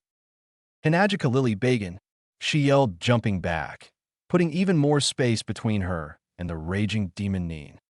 Santen Keshin, three sacred links shield. They formed a triangle that acted as a barrier that repelled the demon's attack. Damn it, drop this damn barrier, so I can rip you apart. No, she said sarcastically as she rolled her eyes, making the demon Nin even angrier. Then, noticing Tsubaki recover and start to hover again, she tapped in her anger once more. Tsubaki, Koten Zanshuin, She yelled. This time she managed to pierce the demon's shoulder, making it scream in pain. Suddenly, an explosion came from inside the building Naruto had been knocked into earlier, slightly distracting Orihime, weakening the shield, letting the demon punch through, knocking her into the wall, where she bounced off and hit the ground. Shaking her head slightly to regain her bearings, she looked up to see the demon Nin running towards her. I'm going to tear that pretty little face of yours off. It spat with its claws raised. Byakurai, white lightning. Yuruchi yelled as she stood atop one of the buildings, pointing her finger at the advancing demon, shooting a concentrated bolt of lightning out of it. Oh! The demon yelled as it was incinerated easily now that its skin had been pierced. Yuruchi jumped down next to Orihime. Are you alright? The dark-skinned woman asked. Yeah, I'm fine, Yuruchi-san. It's been a while. Yeah, Orihime, it is still fighting demons, I see. Just then she remembered the boy who was knocked through the wall. Oh no, there was this blonde kid who was attacked. She said, getting up. We have to help hide Dash. But before she could finish, they both heard a shout of Rasengan, spiraling sphere. Naruto lifted his head, looking up from the ground, having just been knocked through the alley wall into what looked like an old warehouse. The only light in the building was coming in through two old windows and the hole that Naruto's body had made in the wall. He rolled over onto his side, got onto his hands and knees, slowly stood shakily, then turned to look at the scaled demon Nin as it slowly approached him. Stupid Nin Jin, human. Do you really think you can go toe-to-toe with a demon? It asked mockingly. Naruto narrowed his eyes, crossing his hands into a familiar T shape. Kage Bunshin no Jutsu. Shadow clone technique. Suddenly 30 Narutos popped into existence. The demon gave a fanged grin and motioned to the clones to attack it. The clones took out their kunai and ran toward the demon. They all jumped on him at the same time, trying to pierce its scale-like armor with their kunai. But it was no use, his skin was too strong. The demon Nin laughed as it threw Naruto's shadow clones off of him and used his dagger-like claws to decimate the small shadow clone army. What the hell? Naruto thought as he could swear he saw flashes of memories from his destroyed clones, but he shook it off as possibly a concussion from having been knocked through the wall. The next thing he knew, he was being held off the ground by the hands of the demon Nin as he was grasping at its arms, struggling to breath. Well, that was rather pathetic, Nin Jin. I somehow expected a better fight. The demon Nin mocked.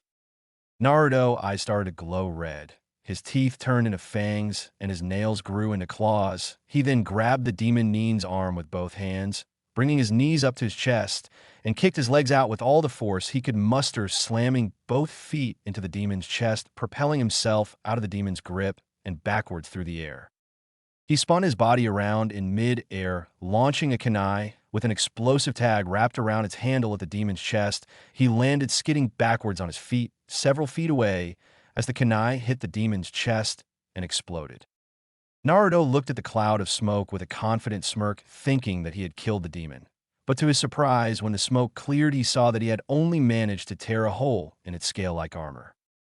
Shit, that should have blown it to pieces. What will it take to kill this damn thing?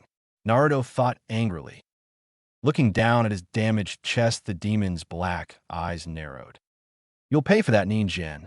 It yelled as it charged Naruto, who barely managed to roll out of the way, even with Kyuubi's chakra, making the demon's clawed hand miss and get stuck in the floor. Naruto then stood up and quickly ran toward the demon with a charged Rasengan, slamming it into the damaged part of the demon Nin's chest, making the demon fly backwards into a stack of heavy crates that fell on him. He stared at the crates for a moment to make sure the demon didn't get back up. When he saw black demon blood seep out from beneath the crates, he let out a sigh of relief as the Kyuubi chakra receded. He then started coughing and spat up some blood. Naruto! He heard someone yell as his vision darkened, and he fell face first unconscious. What, you know him? Orihime asked. Yes, he's Kushina's son. Orihime had a look of pure shock on her face. Really? Where did you find him? How has he been doing? Look, I'll answer your questions later, but first we have to get him somewhere safe. We can go to the inn I've been staying at. I'll heal him there, Orihime suggested. With that, Yuruchi picked Naruto up and slung him over her shoulder, and they all disappeared into thin air. XXXXXXXXX. Udon no Kuni. Land of Udon. XXXXXXXXX. Kagura wasn't too surprised that they were defeated, as they were some of her weaker demon nin. After all, she needed her stronger nins to hunt down the Akatsuki. What did surprise her, however, was that the blonde Gaki demonstrated demonic attributes. Her curiosity was piqued by what she had just seen through her sister, Kanna's demonic mirror. Well, that was interesting, she commented. I recognize Oraheim and Yoruichi, but who is that blonde Gaki? This Naruto, I think Yoruichi called him. He's not a normal ninjin. Maybe our dear Miko, shaman woman, can shed some light on who our newest enemy is. With that, she left the throne room, followed closely by her sister. They walked through the corridors deep beneath the castle that lead to the dungeons. Once they entered, they turned left and walked down a dark hallway leading to their destination, the only visible light being the candles that were hung every 6 feet or so on the dungeon walls. As Kagura opened the old, rusted metal door, her senses were assaulted by the horrid stench of the young Miko. It had been nearly 150 years since Kagura had imprisoned the girl, keeping her alive using a specially altered Shurkan jewel shard that the girl could not purify.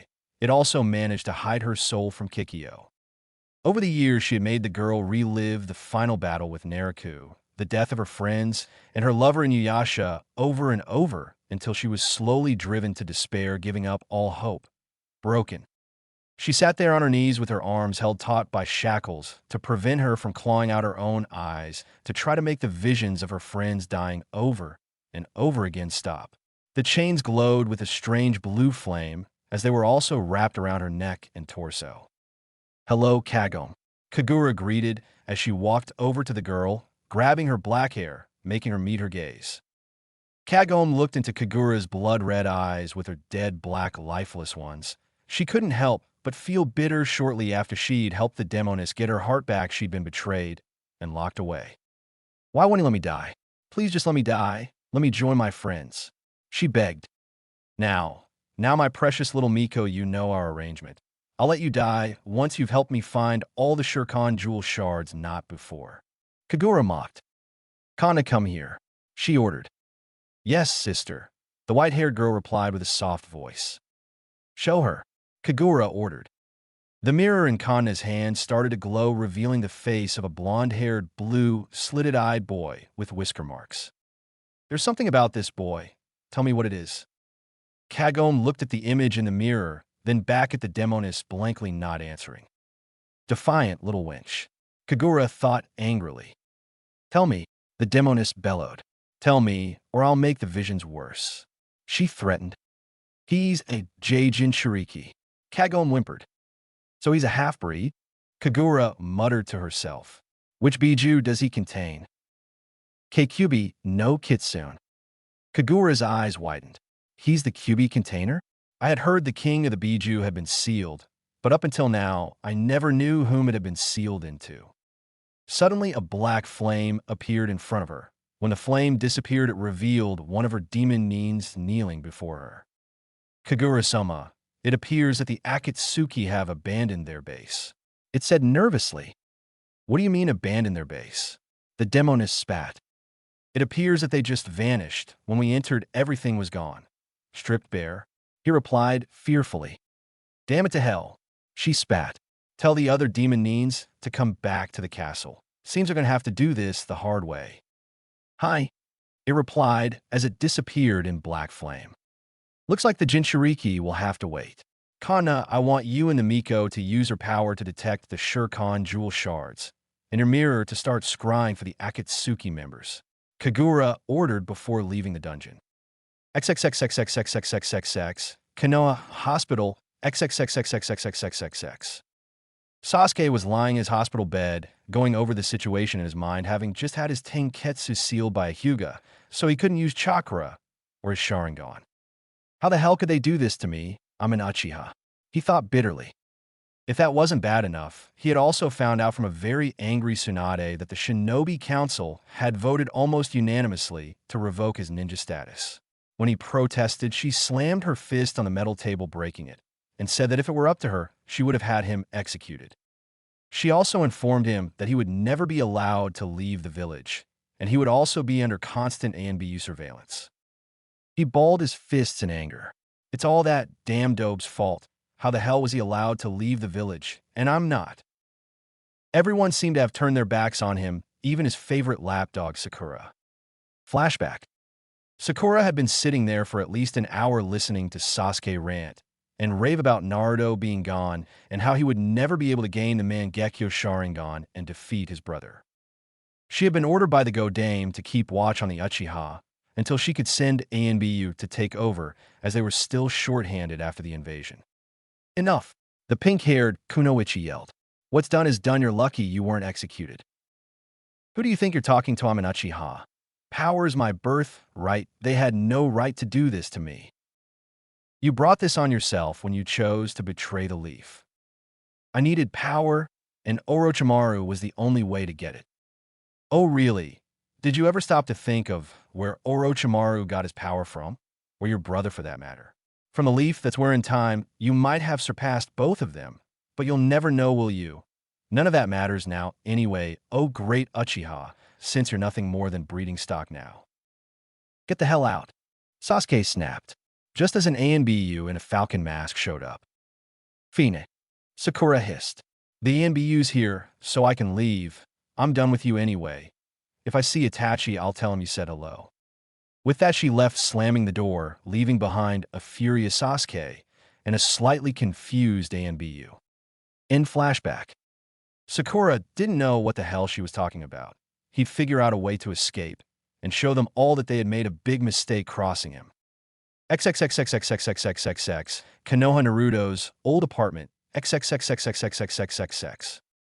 The Chunin was holding a kunai in his hand, shaking with fright. He had just witnessed this beautiful woman in a strapless, long black dress, long gloves, and a strange tattoo over her breast had just killed his comrades. That wasn't the reason for his shaking, though. The reason he was shaking was because he had just pierced her forehead with a kunai and watched as it embedded deep in her skull as she fell dead.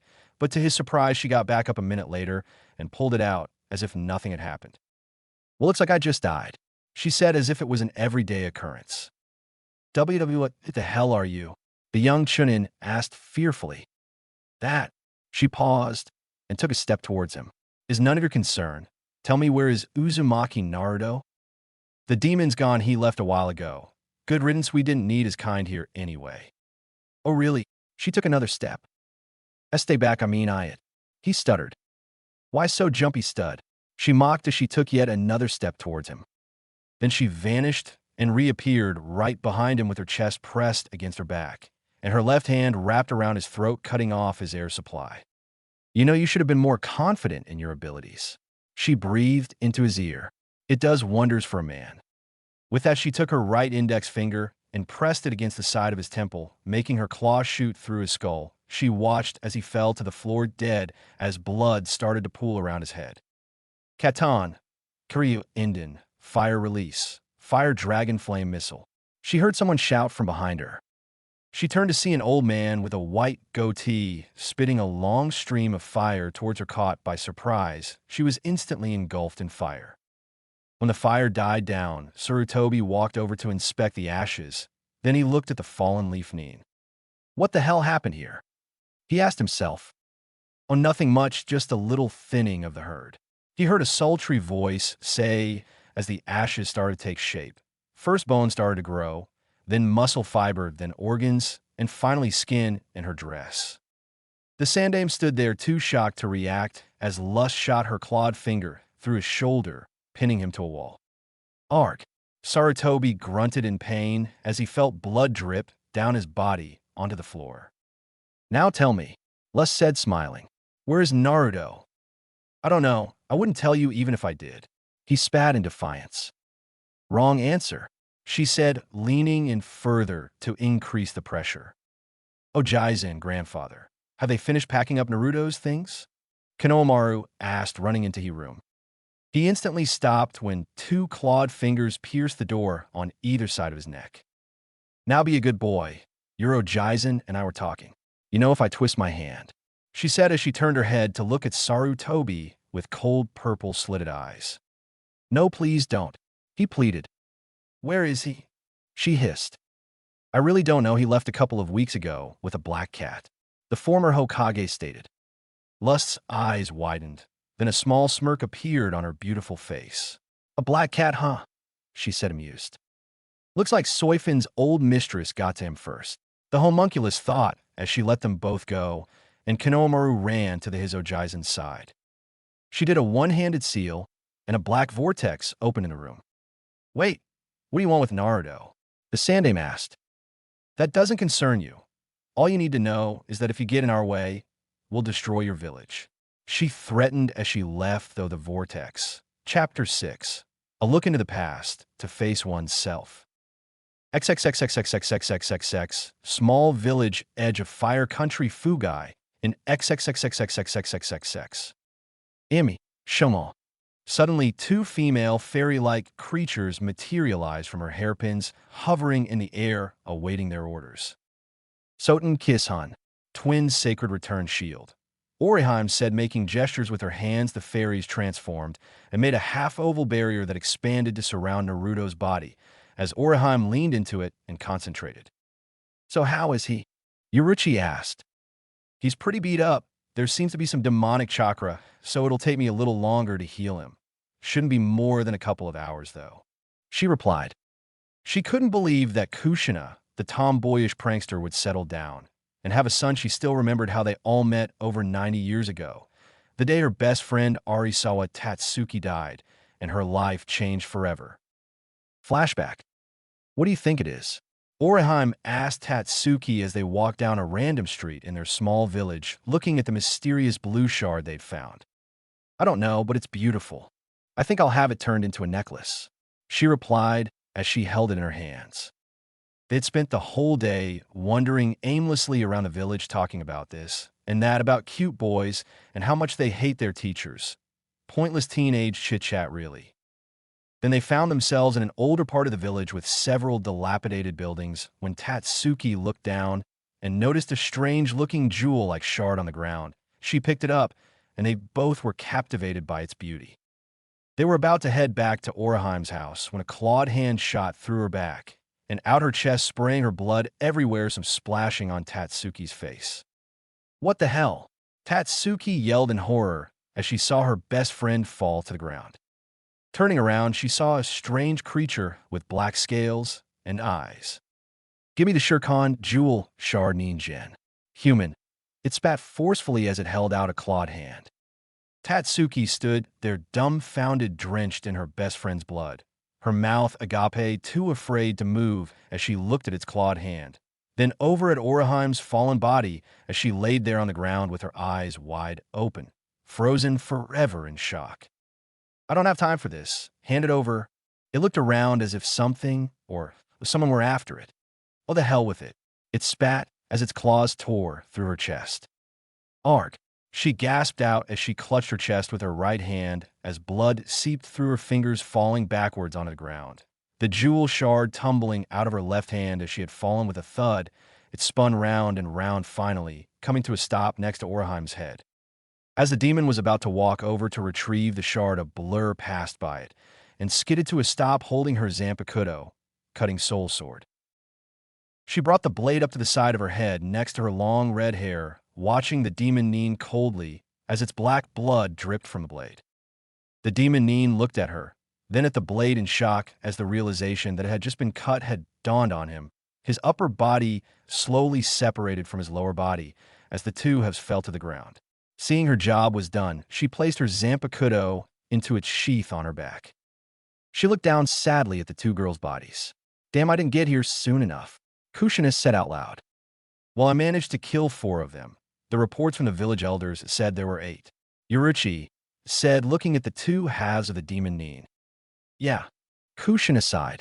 I got the rest of them, but I didn't get here in time to save these girls. As Yuruchi looked over, she and Kushina witnessed one of the girl's strange hairpins start to glow as a beam of energy grabbed the jewel shard that was by Oriheim's head and pulled it in.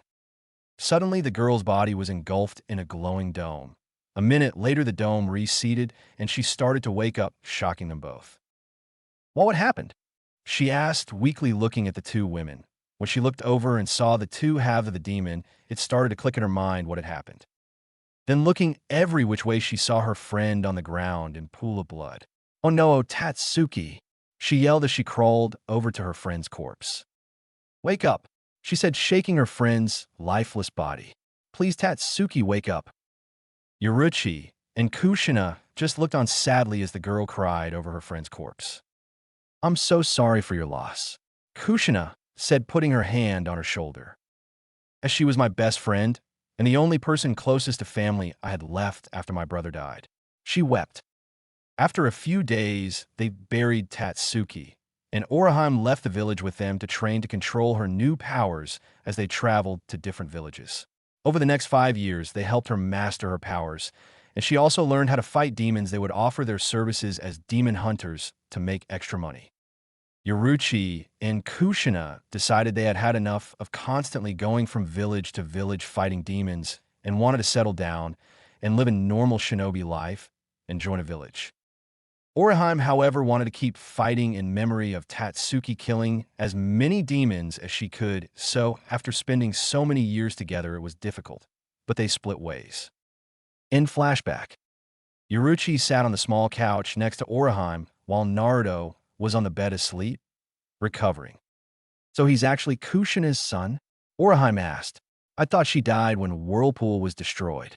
She said, "Yeah, that's what I thought, but believe it or not, Kushina had not been in Whirlpool during the attack. I found her son in Kanehagakure when he was 4.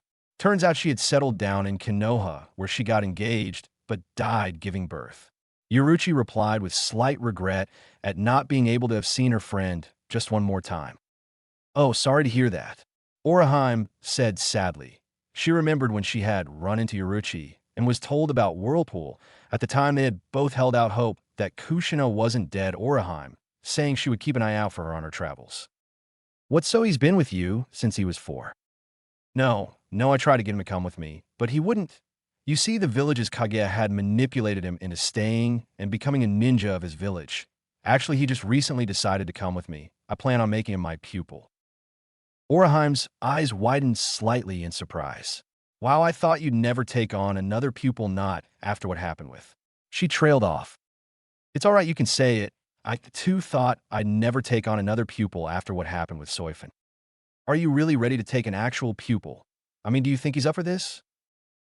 "Yeah, I think he could surpass me and Kushina in time." Her mood darkened slightly. "You should have seen how they treated her son in that village. I mean, they beat him and tried to assassinate him. Hell, he even had a biju sealed into him by his own father. After a life like that, he deserves to have someone actually take the time to train him. Not to mention, I feel I owe it to Kushina to make him strong." Oraheim smiled. "Yeah, I think Kushina would have liked to see her son surpass her. So he has a biju that explains the demonic chakra I felt while I was healing him, but I didn't feel a demonic soul." "Wait, you didn't feel a soul?" Yoruchi asked, surprised, then stood up to walk over to the bed and lifted Naruto's shirt, holding her hand over where the seal was. She started to channel Retsu, spiritual energy, into it. She couldn't believe it. "How come I didn't notice this sooner?" she thought. "What is it?" Oraheim asked. "It seems that the suppression seal wasn't the only thing that was destroyed," she mumbled to herself. "His seal was designed to absorb the biju 18 years after it had been activated. But it seems his fight may have sped up the process. See this?" She pointed to his stomach. "See this? The spiral is almost completely gone. I doubt he can even communicate with it anymore." "So he's merging with the biju?" "No, not exactly. The demon itself is dying. Naruto's simply gaining its powers and maybe its memories. But it's too soon. I don't think he can handle all the tales yet." "All the tales? Wait, which biju is it?" "Kyubi no Kitsune." Oraheim was shocked. This boy was not only Kushina's son, making him part Shinigami, but he also had the king of the biju in him. No wonder Yoruchi thought he would surpass her. "So what does this mean?" she asked the dark-skinned woman. "When he wakes up, I'm going to have to go with him into his mindscape to see what's going on."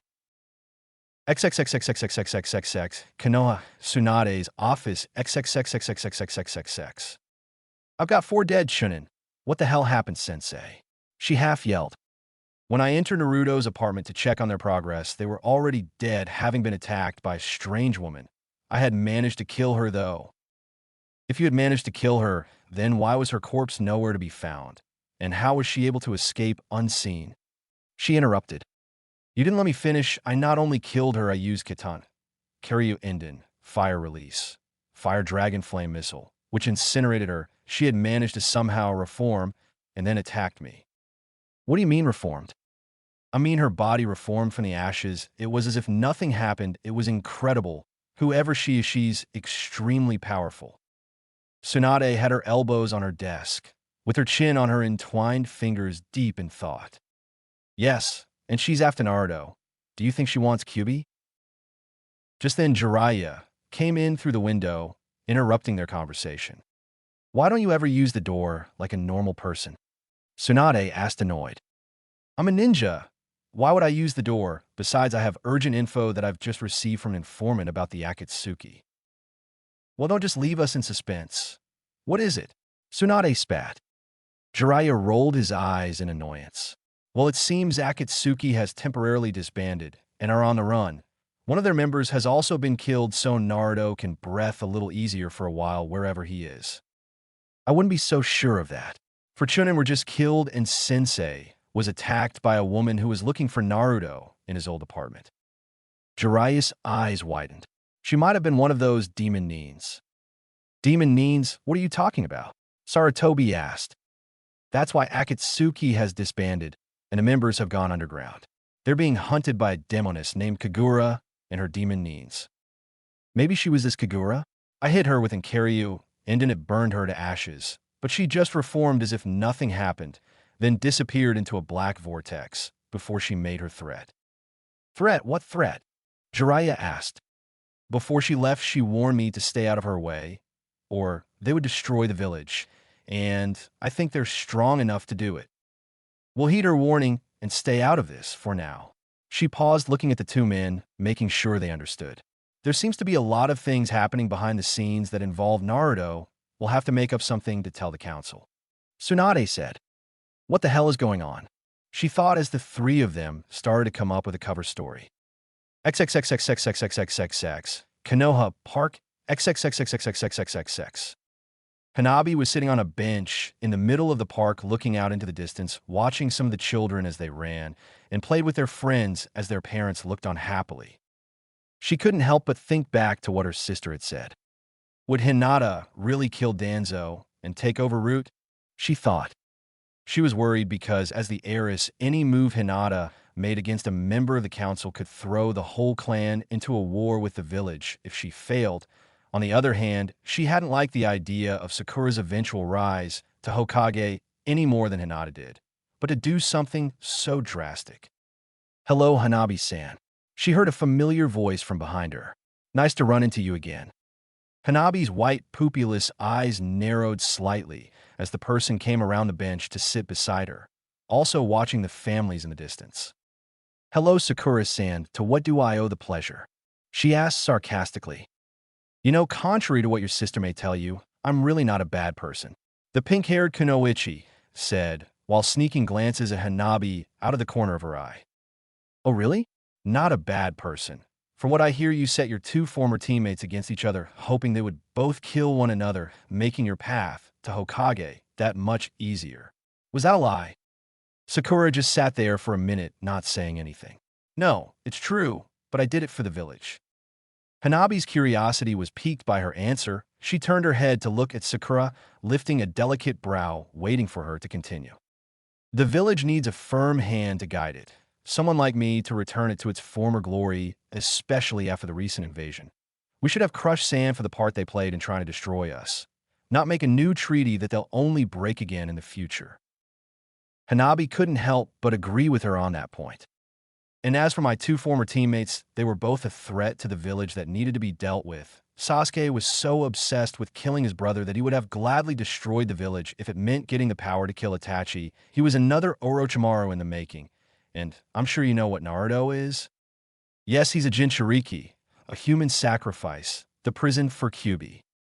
Sakura's face darkened. I don't care what your sister or anyone else told you. He is the Kyubi, and the reason I, along with so many other children, grew up orphans. That monster, that beast should have been killed years ago.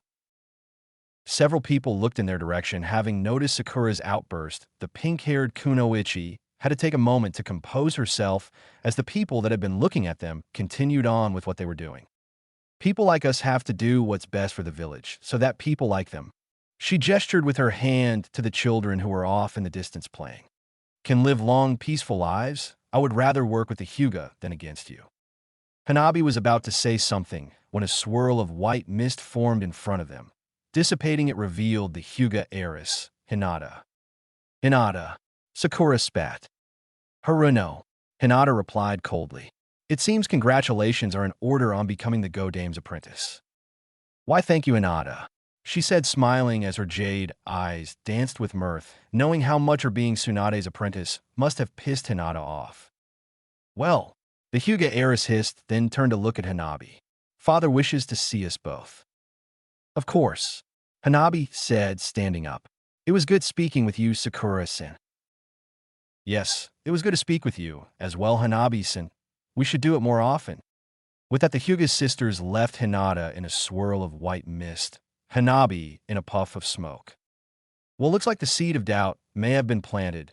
Nothing left to do now but to sit back and see if it grows.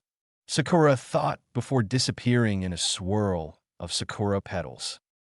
XXXXXXXXXX, some no kuni, land of claw. XXXXXXXXX. Enter, Soifin said. Before entering the private study, Lust took a moment to remove the small smile she had plastered on her face. So Lust, how is Naruto-kun doing? Well, the homunculus paused for dramatic effect. It seems he's no longer in Konoha. What do you mean no longer in Konoha? Soifin hissed. It seems that he left a few weeks ago with a black cat. Soifin's eyes widened. A black cat, she said, surprised. Yuruchi, she hissed, getting up and walking over to her desk. Lust watched as the woman had her back turned, hands pressed against the mahogany desk as her body was trembling in silent rage. Leave me, the petite woman quietly hissed. But what about Nadash? I said leave. Me, Soifin bellowed, throwing off everything that was on the desk with her hand as she turned to look at the woman, tears of rage flowing from her slanted eyes. Lust immediately stood and scurried out of the room, shutting the door. My weapon. That bitch stole my weapon. The Chinese woman screamed in fury while releasing small bursts of spiritual pressure that were felt all over the compound. Sloth and Sabaki were headed to Soifin's study to see what was going on, but were stopped by Lust. I wouldn't go in there if I were you, she warned. Why, what happened? The white-haired dark priestess asked.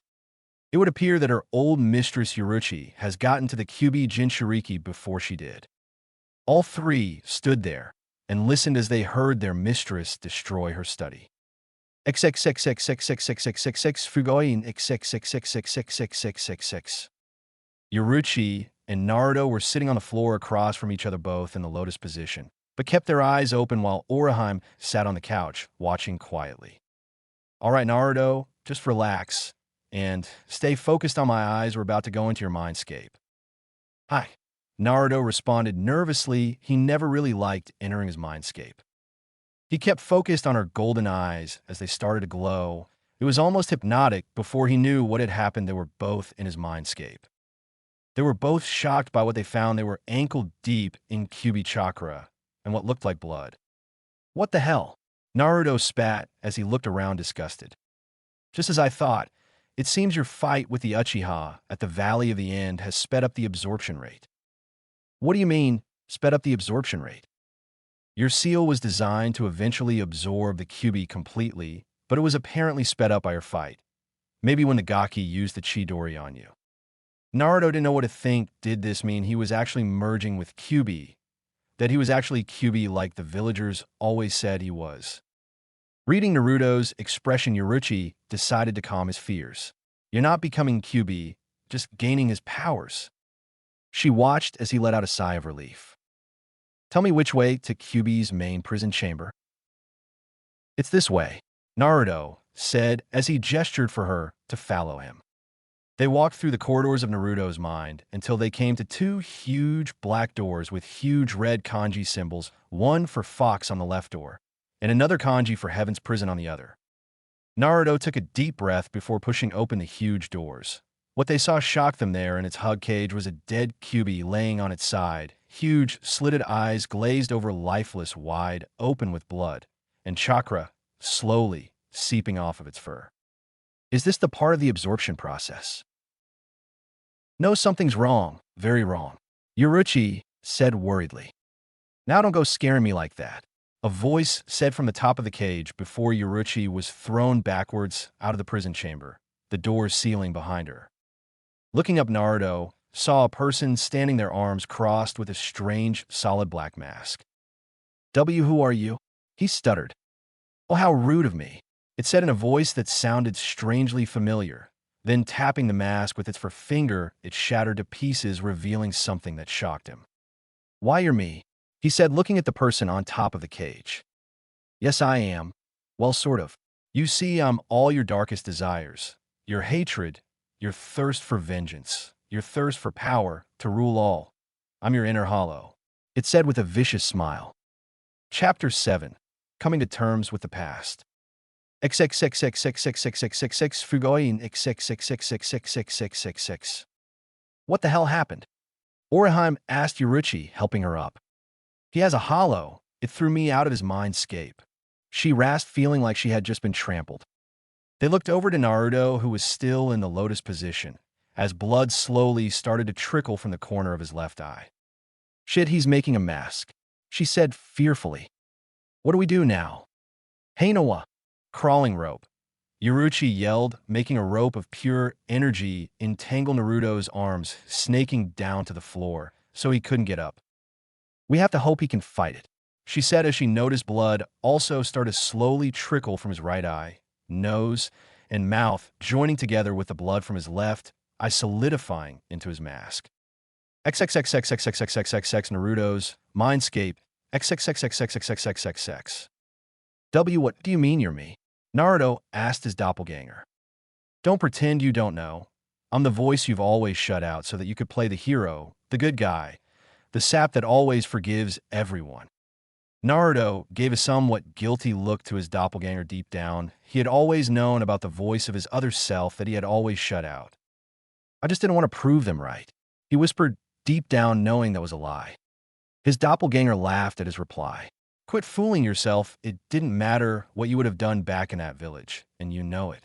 To them, you were always a demon, and always will be. It doesn't matter anymore, because I'm no longer a member of that damned village. Oh, but it does. You have a chance to get the revenge that you've always wanted. Revenge? I don't want revenge. Don't try to lie to me. I'm you, remember. I don't have to stand here and listen to this, Naruto said as he turned around to leave. His doppelganger sighed heavily. Looks like we're going to have to do this the hard way. He blurred right in front of Naruto, swiftly punching him in the chest, sending him crashing hard into the bars of Kyuubi's cage, where he bounced off, landing face first into the pool of Kyuubi blood and chakra. Naruto slowly got up, glaring at his doppelganger, wiping off the blood from his face. He then yelled as he rushed himself in anger, raising his fist, throwing a right hook, which his doppelganger quickly side-stepped, kneeing Naruto in the gut, making him fall to one knee, clutching his stomach. Why the hell are you being so damn difficult? You know, everything I said is true. Cough, cough. Don't want revenge. I just want to move on with my life and forget about that damn village. Naruto spat, slowly standing back up. Oh, but how can you forget everything that damn place did to you? All the beatings, the betrayal of your precious people. Naruto's eyes shut tightly as he covered his ears with his hands, shaking his head from side to side, trying to desperately shut out his doppelganger's words. Shut up, shut up, shut up, he bellowed, not wanting to remember. No, I don't think so. Not this time. You need to face the past, his doppelganger said, appearing behind Naruto, twisting his arm behind his back and kicking him in the back of his knees, forcing him to the ground, grabbing his forehead, forcing him to look straight ahead as a mirror formed. Look at it. Look at what they've done to you, to us, the doppelganger yelled. The mirror started to fog up, then dissipated as a vision of one of Naruto's earliest memories appeared. First reflection. A then 2.5-year-old Naruto was sitting at a small desk, scribbling into a scroll. He was upset that Sarutobi-san wouldn't tell him anything about the man that had called him son in his memories, saying he would tell him when he's older. Naruto, I have someone I'd like you to meet. This is Jiraiya, and he'd like to see your seal. A voice inside Naruto's mind was screaming not to do it, but he figured Sarutobi-san wouldn't let anything happen, so he stood up, lifted his shirt, and channeled chakra into the seal, showing it to the strange-looking old man who started to examine it. Suddenly, the tips of Jiraiya's fingers started to glow with blue chakra Gogi-fin. 5 elements seal, he said, slamming his fingers into Naruto's stomach. Ah! A young Naruto screamed. Why Sarutobi-san, why? He whispered right before he passed out. End first reflection. See, I tried to warn you, but would you listen? No? You see, they had to cut off the Kyuubi chakra before they could place the suppression seal on you. Naruto's heart ached at the memory of Sarutobi's betrayal. XXXXXXXXXX Fugoin XXXXXXXXXX. The blood had finally solidified into the elongated shape of a mask covering Naruto's face. Then it started to turn from the color of his blood into a solid jet black reflective color with 2 narrow slits for eyes. All Orihime and Yoruichi could do was stare in awe as the mask reflected everything in the room perfectly. Everything that is except the 2 of them. Yoruichi-san. Yeah, Orihime. Why is his mask reflecting everything in the room but us? Suddenly, from within the solid, dark, black, narrow slits of the mask, 2 glowing, cerulean, slitted eyes formed looking at the women maliciously. XXXXXXXXXX Naruto's Mindscape XXXXXXXXX. All the times your classmates would make fun of you. Naruto no baka, loser, dobi. All the times parents would tell their kids not to play with you. Zenin-chan, the boy's mother said, grabbing his arm to take him away. I don't want you playing with that thing, it's dangerous. Always behind everyone else. All the times you failed, all because you didn't heed my warning, choosing to listen to that old team, bastard. Naruto was struggling to get free, but couldn't. Why are you in such a rush to get free? We're getting to the best part. Second reflection. A then 5-year-old Naruto was running for his life as a group of drunks were chasing after him, throwing their sake bottles at his small form. Come back here, Kyuubi. Brett, you know if you run, you'll only get it worse. One of the drunks bellowed behind him. Why are you chasing me? I didn't do anything wrong. He yelled back at them, wanting nothing more than to be left alone. He accidentally bumped into a woman as he had turned a corner into an alley. Oof! Naruto rasped as he ran into a woman with long purple hair. Are you okay, kid?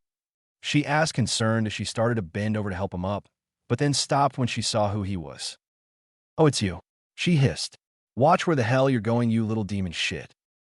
The drunks had finally caught up to Naruto. Why you Gogo-san? One of the drunks stuttered, fearing what the Jounin was going to do to them for attacking the boy. I'll tell you what, boys, since it's October 10th, and I'm in a good mood, I'll just take a little walk. She said, looking into Naruto's big blue eyes as they silently pleaded for her not to leave him alone with them.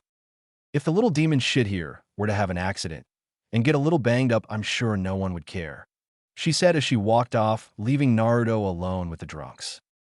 Well, looks like it's time for your beating, Kyuubi. With that, horrible screams could be heard from the alley as Naruto was kicked, punched, and spat upon. 2 days later, he woke up in the hospital with the Sandame next to him as he slowly came to. Why do they keep attacking me, G-san? He asked with tears in his eyes. For the life of him, he just couldn't understand it. I wish I knew, Naruto-kun. Eventually it will get better, you just have to give them more time, they will eventually accept you. In second reflection. Tisk, tisk, tisk.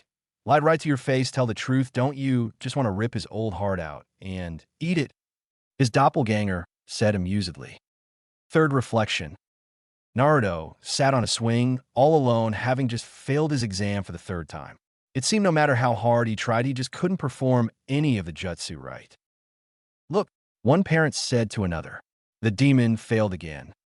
What do you expect? After all, demons aren't very smart. The other woman said, amused. Naruto wondered what she meant by demon. You know the law. Be careful what you say in front of it. Another parent said as she joined the conversation while looking at Naruto in disgust. Later on, Mizuki had told Naruto that there was another way to graduate, by stealing the scroll of sealing. He had even learned one of the jutsu, Tajiru Kage Bunshin. Eventually, Mizuki had let slip why the village had always hated him. Naruto was furious that such a thing was hidden from him, so in a fit of rage, he performed Tajiru Kage Bunshin and used his clones to beat Mizuki to death. It was his first kill. He dropped the scroll and just walked back to his apartment, as Irika looked on in horror. Later, after the Hokage had heard what had happened, he sent Anbu to bring him to his office, where he was informed that he was being promoted. He took the Hitayate, forehead protector. In hindsight, though, Naruto now realized that it was only to make him an official ninja of Konohagakure, so he wouldn't be able to leave. And third reflection. I can't believe you forgave the old team for not telling you about why the village hated you. The doppelganger said, shaking his head. You should have known he was hiding other things from you. Maybe it was an effect of the suppression seal. XXXXXXXXXXX Fugoin XXXXXXXXXX. Oraheim and Yoruichi were both panting heavily, even with Yoruichi channeling Ryatsu, spiritual energy, into Oraheim's shield. They were still barely keeping Naruto from getting out. You weren't kidding when you said he could surpass you.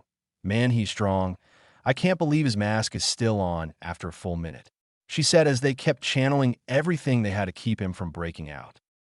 XXXXXXXXXX Naruto's Mindscape XXXXXXXXXX. Face facts, no one cares for us. None of our so-called precious people ever cared.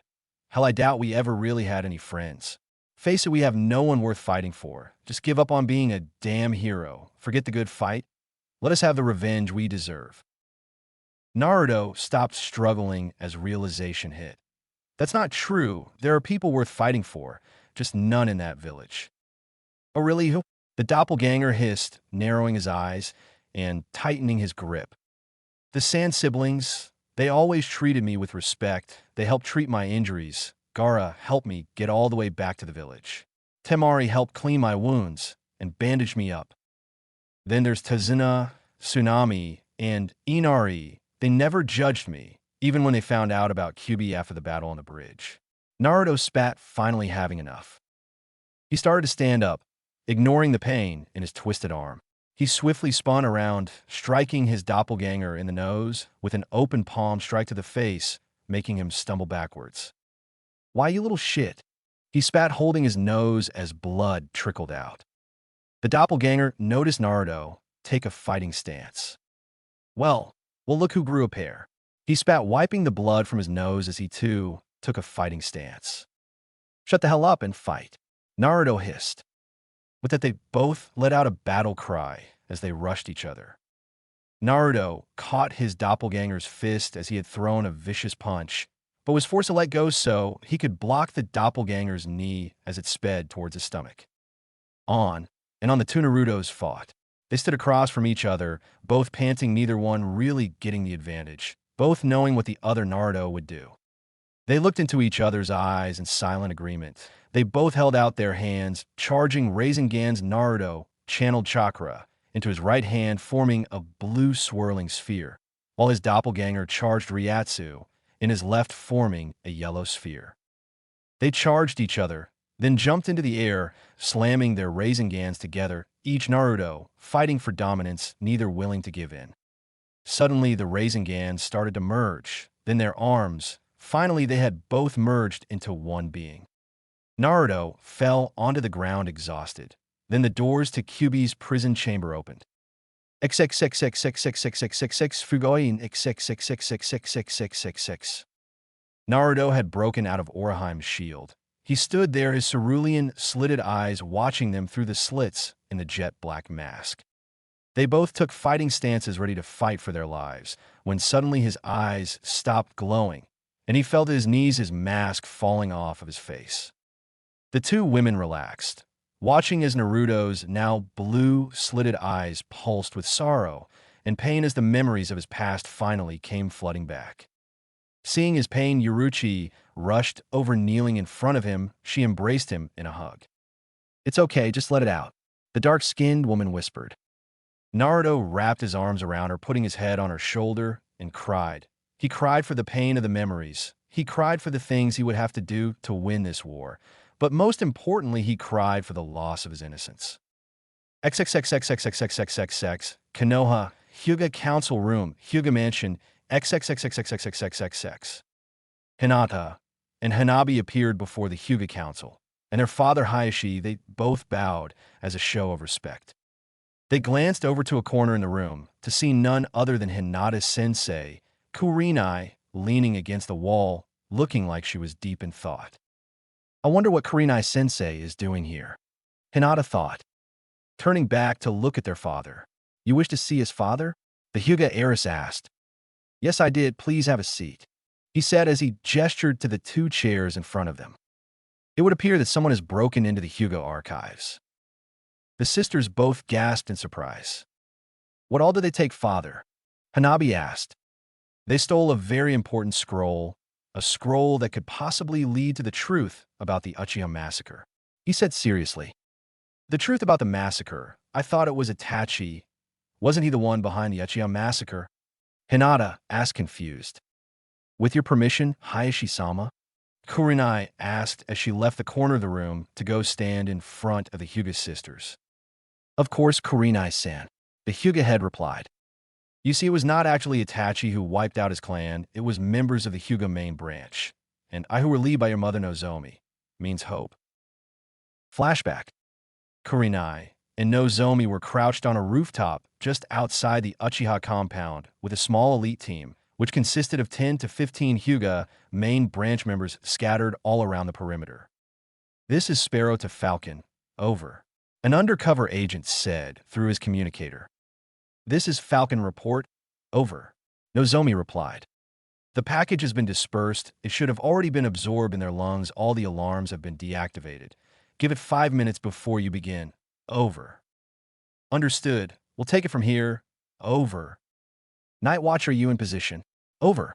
She said to the 4 lookouts that were staged at strategic positions just outside the Uchiha compound, so they could warn the team if anyone entered the area. Aye. Night Watch in position. Over. Each replied. All right, you all know the plan. With the powder they breathe into their lungs, they shouldn't be able to use their Sharingan for at least 10 minutes. That's our window. We move in fast. And quietly, no fancy moves, just quick kills. And remember, use your Kitanas instead of Juken strikes, so the attack won't be traced to us. Got it. Nozomi ordered. Aye. They all replied. She looked over and whispered to the woman beside her. Kurinai, you're with me. Hi. The red-eyed Kunoichi replied to her friend. 10 minutes later, Nozomi gave the order. With that, the Hyuga activated their Byakugan and began their assault on the Uchiha. The Hyuga had the advantage with their Byakugan activated. They had a 359-degree view of the Uchiha district. They could see through houses and buildings, getting the jump on their targets long before they knew they were coming. The teams ran through at blistering speeds, killing their enemies quickly, making sure to use standard Kitanas instead of Juken strikes. Nozomi had struck Mikoto in the stomach with her fist, making her spit up blood as Kurinai held her arms. Why did you give info to Kyumo all those years ago about my daughter? Nozomi asked. Mikoto looked at the Hyuga, hatred shown in her black eyes, but said nothing. Come on, we know all about it. Before you die with the rest of your traitorous clan, you will tell me why. Nozomi said as she walked over, opening a drawer, pulling out a kitchen knife. Mikoto watched as the silver metal glistened before her eyes, as Nozomi slashed her right cheek. She then went on to slash Mikoto all over until she told her why. Falcon, this is Night Watch 1. The Uchiha brat has entered the compound and is headed in your direction. Over. Understood. Well, it looks like your son's coming home. We'll have to give him a proper welcome. Makoto's eyes widened. No, don't kill Sasuke-chan. Please. Nozomi chuckled. We're not going to kill him. He's our cover. You see, Kurinai is going to use a powerful Jinjutsu to make your son think his brother wiped out the clan. What better witness than the last loyal Uchiha? With that, she stabbed Mikoto in the heart, killing her. Mom, I'm home. A 7-year-old Sasuke said happily as he walked through the front door. He then walked into the kitchen, where Kurinai instantly grabbed his throat with her right hand, shoving him into a wall. Then the Jinjutsu mistress made a series of one-handed seals with her left hand, engulfing the child in her new Jinjutsu. No, stop it. Stop it. Why Itachi? Why? he yelled as Kurenai made him see his family being slaughtered over and over. After a couple of minutes, Sasuke stopped struggling and just stared blankly into space as drool spilled down the right side of his mouth. "Looks like we're done here," the red-eyed Kunoichi said, letting the boy go. "This is Falcon. All right, let's wrap this up." Everyone back to the compound. Nozomi ordered. End flashback. But what about the Mangekyo Sharingan?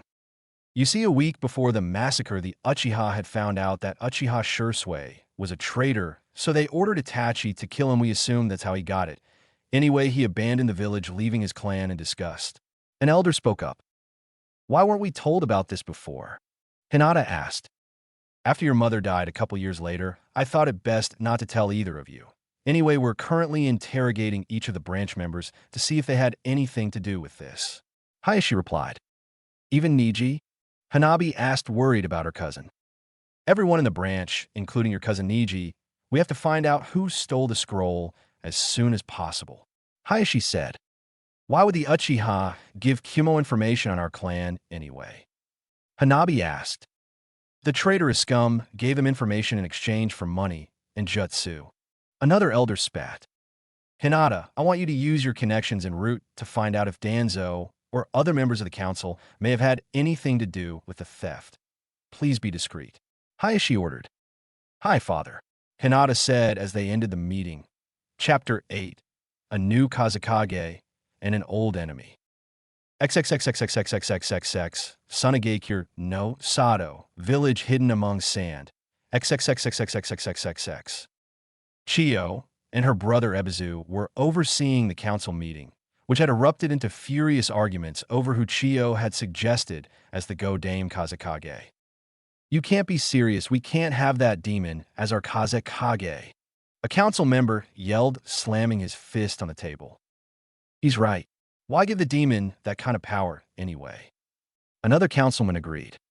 "Look, I understand your objections, but really, do you have any better ideas? In case you haven't noticed, we were severely weakened after being tricked by that damn Sannin Orochimaru. Never could trust any of the Sannin. Anyway, we need a strong Kage to lead the village, and we need one now." Chiyo responded. "With all due respect, Chiyo-sama, what about his mental condition? He has been known to go on homicidal rampages in the past." "Well, that's the thing. He hasn't gone on any rampages since the invasion, and he's actually getting along with his siblings. I believe it has something to do with his fight with the Kyuubi Jinchuriki." Ebizu answered for her. "Yes, a fight in which Garsan lost badly. The Leaf has a much stronger weapon than we do." "That seems to no longer be the case. Seems their weapon has abandoned them." Chiyo said, amused that the Leaf would let their weapon simply walk away. "Wait, are you sure? Is there any way we could find him? Maybe convince him to join Sand?" A council member asked hopefully. "Just imagine what having two weapons could do for our standing amongst the other villages, especially when one is as strong as the Kyuubi Jinchuriki." Another council member chimed in. "No, we have no way of knowing what his current location might be, but we do know he's friends with the former Kazekage's children. That's the next best thing," Ebizu said, hoping to play on their want for power. "And I think that it might be to our advantage in the event that we have another war.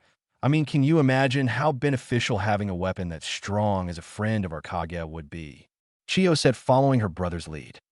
"Wait, you said that he was friends with all three of them. Why not just choose Temari or Kankuro, since they're also friends with the Kyuubi Jinchuriki?"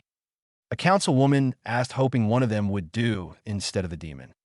"Well, there are two reasons. One, Gaara is the strongest ninja in the village when you add in Shikaku. And two, it would be nice to rub Konoha and my old enemy Tsunade's face in the fact that we still have our weapon while they lost theirs." "Are you sure those are the only reasons? Is it not possible that you may feel guilty about sealing Shikaku in Gaara all those years ago?" "How dare you question my sister's motives? She's done more for Suna than all of you combined," Ebizu shouted, slamming his fist on the table as he stood in defense of his sister.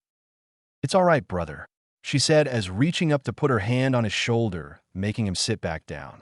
"They have every right to ask about my motives. It's true that in my old age from time to time I regret the horrible life the boys had because of what I've sealed into him, but I can assure you that at the end of the day, Suna comes first, and always will." "Well said, Chiyo-sama," say we do accept Gara-san as the next Kazekage. What are you saying? A younger councilwoman who had hated Gara for years started, but was silenced by the senior councilman's intense glare. As I was saying before, I was so rudely interrupted. What of his lack of knowledge of politics, as well as the people? Do you think they can accept a demon Kazekage? Chio smiled. She and her brother were starting to win them over. Well, as far as politics, I and my brother will act as his advisors. We will counsel him on the other shinobi nations as well. As for the people, they will eventually learn to accept it. Let us not forget the last time we picked a Kazekage, we took too long, and as a result, it cost us. This time we should move quickly. Ebizu said, looking around the room as many of the councilmen and women were nodding in agreement. XXXXXXXXXX Food Market Business District of Suna XXXXXXXXX. Temari and her brother Kinkaro were talking as she purchased various vegetables and other food items for a dinner she planned to fix for herself and her brothers. I can't believe Gar has changed so much. She said, grateful that she can actually spend time with him without fear of being killed now that he no longer seems to suffer from his psychotic rages. Yet can you believe it? He even talked with me the other day about proving himself to the village, said he wanted to be more than just a weapon, and one day, maybe even being liked and respected enough to be the Kazekage. He said with his chest puffed out proud of his brother. While he wants to help the village, I thought after hearing about Naruto's departure from the Leaf, he would go back to the way he used to be. She shuddered remembering the way they used to live in constant fear of him. How is he taking Naruto's departure anyway? He's sad that his friend left, but he understood his decision. Temari slightly narrowed her brown eyes as she remembered the way the blonde Jinchuriki had to live back in the Leaf. I can't believe the way they treated him. I'm surprised he didn't go crazy and kill them all. I know that I would have. Yeah, I know what you mean, I would have as well. XXXXXXXXXX, random, Ali, Suna, XXXXXXXXXX. Stop, please, no, don't. A woman yelled as one of the Suna Chunin tried to force himself on her, while another held her son hostage. Look, calm down, or, well, my friend here might just decide to snap your boy's neck. Hell, you might even like it, he said with an evil smile. No, get off my mommy, her son yelled, then bit the hand of the man holding him. Ouch, why, you little shit, he yelled, slapping the child into some garbage cans. Boten, his mother yelled, reaching out her hand as her son stayed next to the dented cans on the ground, cowering in fear of being hit again. Now where were we? He said, turning back to the horrified woman who could only shut her eyes, preparing for the worst. They both heard a whooshing sound come from behind them, making the Chunin turn to see what it was. He was terrified by what he saw. There at the opening of the alley, standing next to the now crushed corpse of his fellow Chunin, and partner in crime with his gourd uncorked, was none other than the Shikaku, Jinchuriki, Sabaka no Gara. The demon, oh God, he's going to kill us all. The Chunin screamed, but before he could get up to run, Gara-san had formed a ball around him, lifting his body into the air above the woman. Sabaku so-so. Desert funeral, the redhead said coldly as his sand imploded, crushing the man and raining his blood everywhere. Mommy, Boten yelled as he ran toward his mother, who was on the ground, giving her a big hug. Thank you, Gara-san, the woman said gratefully, but with a hint of fear as she stood up, having been splattered with her attacker's blood. What's going on here? A Jounin yelled as he came upon the scene, with several villagers close behind. Oh God, he's gone mad and killed 2 people, and was about to attack that poor woman and her son, a villager said. No, these 2 ninja were trying to assault me, when Gara-san saved me and my son. Tell me, is it common practice for our ninja to attack their own people? She asked, glaring at the Jounin, who heard murmurs of disgust coming from some in the crowd. No, I assure you, ma'am, it is not. Thank you for killing these criminals, Gara. The Jounin said grudgingly, as he never liked the demon. He knew that he would have to report this incident to the council. Just then the kid ran up and grabbed Gara's hand, making the villagers and Jounin gasp. Thank you for helping me, and my mom, Mr. Sandman, the child said, looking up at Gara with a bright smile. The crowd was shocked. Here was this kid holding the demon's hand, and he didn't kill him. What was even more amazing is what Gara did next. You're welcome, the Jinchuriki said in his usual monotone voice, leaving in swirl of sand. Did you see that? A woman asked. Yeah, he saved that woman. Hell, he even let that kid touch him. Maybe he's not so bad after all. With that, many of the villagers dispersed, some having greater respect for the young Jinchuriki. No doubt many will tell their friends and families what they had witnessed this day. XXXXXXXXX, open grass field, just outside Fire Country, XXXXXXXXX. Naruto, Orihime, and Yoruichi in her cat form had just crossed the border. It had been over about 2 months since Naruto had merged with his hollow and gained his mask. It was good to know that there were at least 2 people in the world that would back him no matter what. Flashback 2 months ago. Naruto had left the inn and was walking around the village. It had been 2 days since he had broken down and cried. Up until then, he had never realized how much his life in Konoha had affected him. He would always bury his pain and hide behind his pranks and idiotic jokes. He sighed as he stopped at a granite marble fountain in the center of the village. He was able to find some solace in watching the water as it cascaded down from the top through the 3 different levels pooling at the bottom. Leaning over with his elbows resting on the edge, he looked at his reflection and sighed. So, this is where you were hiding? He heard the now familiar voice of Orihime ask. Yeah, I just needed to go for a walk, clear my head. She walked over and stood next to the blonde, watching their reflections as the water made waves in the pool at the bottom. Naruto, what's wrong? Orihime asked, concerned. Naruto tried to put on one of his patented fake smiles. Nothing's wrong. He tried to lie, but was silenced by her glare. Naruto, if we're going to be a team, then you're going to have to stop the damn fake smiles and trust me enough to tell me what's wrong. The usually kind-hearted girl snapped. The young Jinchuriki sighed.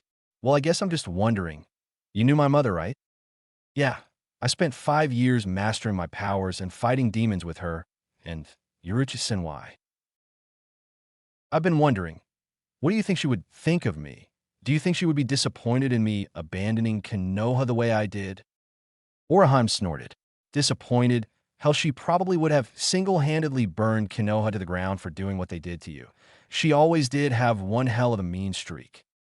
Naruto gave a small smile to her for easing one of his fears, but there was still one thing weighing heavily on his mind. I don't think I should continue to travel with you. Or Yoruichi. Even though for the time being Konoha has left me alone, they might still try to come after me. You two would be in constant danger. Look, Naruto, I appreciate the thought, but Yoruichi and I have faced much worse than a simple hidden village. Trust me, we can take care of ourselves. You're going to be fighting in a whole different league soon. Trust me, if Konoha comes after you, we'll back you all the way, even if it means destroying that damn place. Yeah, we'll be there fighting by your side, no matter what. Yoruichi said, walking up to the other side of Naruto. Come on, Gaki, kid. I have to teach you how to call upon your Ryatsu, spiritual energy, so you can travel through the gates. We need to go to a better training spot, a safe haven from prying eyes. She said seriously. In flashback. Well, kid, Yoruichi said, time to see if the Ryatsu training paid off. With that, Naruto focused his Ryatsu, making sure to separate it from his chakra, and Yukai. He then performed the one-handed seals Yoruichi had shown him. Suddenly, a glowing yellow point appeared right in front of him, which stretched into a thin line and opened up into a glowing yellow doorway. Good job, Naruto. Now follow me. And remember, only use Ryatsu when going through this particular gate. The feline said as she ran through the doorway, followed by Orihime, then Naruto, as the doorway closed behind him. Naruto was amazed as they ran through the long white tunnel, but something was worrying him. Yoruichi, why is the tunnel collapsing in on itself behind us? Don't worry, it's just an added security measure to keep enemies from following us through this particular gate. While I'd forgotten how freaky this gate was, it's been a long time since I've used a gate. Orihime chimed in. We're almost at the end, brace yourselves. Brace ourselves for what? Just then Naruto noticed they were no longer in the tunnel, but were in mid-air. What the W.O.? Naruto stuttered as he lost his balance and fell toward the ground face, first with a loud thud kicking up sand everywhere. For that, Yoruichi's sweat dropped as she and Orihime looked down at Naruto, who was crumpled in a heap in the sand. He pulled his head out of the sand and slowly got up on all fours looking up at the two who were just standing in the middle of the sky like it was nothing. "How the hell are you two doing that?" the blonde asked in astonishment. They both started to walk down to him as if they were walking down a flight of invisible stairs.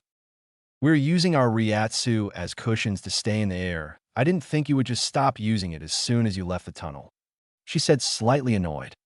"Well, I guess I kind of got freaked out, what with coming out the other side in the middle of the sky and all," he said sarcastically. For the first time, he had gotten a good look at his surroundings and stood up mouth agape. This was one of the most amazing places he had ever seen. The clear night sky was illuminated by a large crescent moon. Then he slowly spun around, noticing that he was surrounded by white sand as far as the eye could see, except for a small white house, which was next to a crystal blue lake. What is this place?" Yuruchi changed from her cat form. "This place is called Hueco Mundo, which was once the home of a group of beings called Hollows, which haven't used this dimension in quite some time. No one seems to know what happened to them, but it will do just fine for our purposes. And that would be simple. In 8 months' time, we're going to go and rescue your third and final teammate." Flashback. Yuruchi had just left Naruto at the Valley of the End when she stopped, having just felt a familiar presence. Then looking over, she noticed a pair of Shinadamitsu, soul collectors, floating around in a circle as if they were beckoning her to follow. "Kikyo, I wonder what she wants," Yuruchi thought as she went to follow them. She quickly arrived at a small meadow where she changed into her human form. "Long time no see, Kikyo. So why have you sent your Shinadamitsu for me? I know you plan on gathering a team to fight the good fight, and also that you want to gather all the Shurkan jewel shards. Aren't you well informed?" Yuruchi said, wondering how the woman knew so much about her plans. "Don't sound so surprised, Yuruchi. I'm a Shinto priestess after all. Anyway, you'll need someone to help you locate the jewel shards, as well as fight the demons. So are you offering to join the fight?" "Me? Hardly. What I am here to do is tell you about someone who could possibly help you.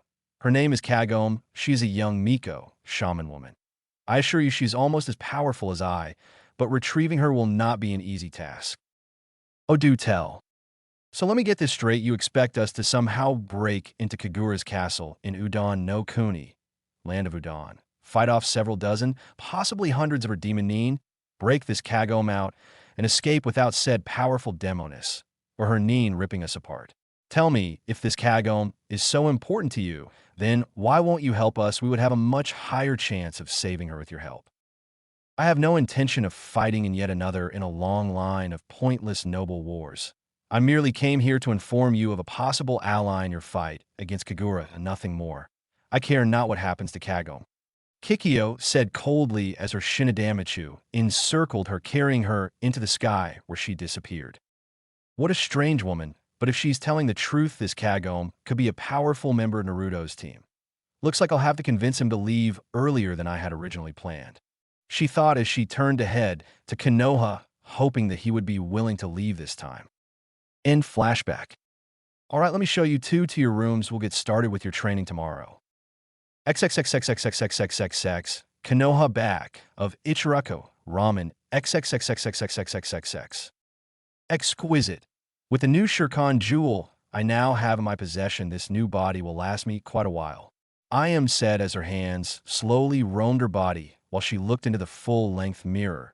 When she stopped to take a look at the decapitated head of her new container's father Tucci, then at what was left of her previous container's rotting husk. "It's always such an amazing experience whenever I try on a new body," she thought as she took off her white bandana, stroking her new soft brown hair. She was taken out of her musings when the back door opened, revealing a tall, silver-haired jounin whose lower part of his face was covered by a face mask with his Itayate forehead protector, covering his left eye. "Also, have you planted the alchemy scroll so the boy could find it?" Kakashi morphed into the form of a tall young man with long, dark green, spiky hair, with a black top and matching pair of skirts, crossed between skirt and shorts. "Of course, Dante," he replied to his mother. "This was quite the elaborate plan, having me impersonate that bridge builder's daughter and kill their Jounin sensei back in Wave and assume his identity. I thought our plans were ruined when the brat went and got himself stripped of his rank and his Tenketsu sealed, basically ruining his Sharingan. Haven't I always told you have a backup plan? Anyway, this way works out better for us. He will find a scroll showing him how to bring his mother back by performing alchemy. I trust that you, as his sensei, will help him achieve his goal. And once he brings her back, we'll have our new homunculus, Wrath, and have the Mangekyo Sharingan under our control, and I can finally eliminate Soifin and our wayward homunculi Lust and Sloth. Yes, they will pay for their betrayal. Envy agreed. Chapter 9. Harsh Truths and Akatsuki found?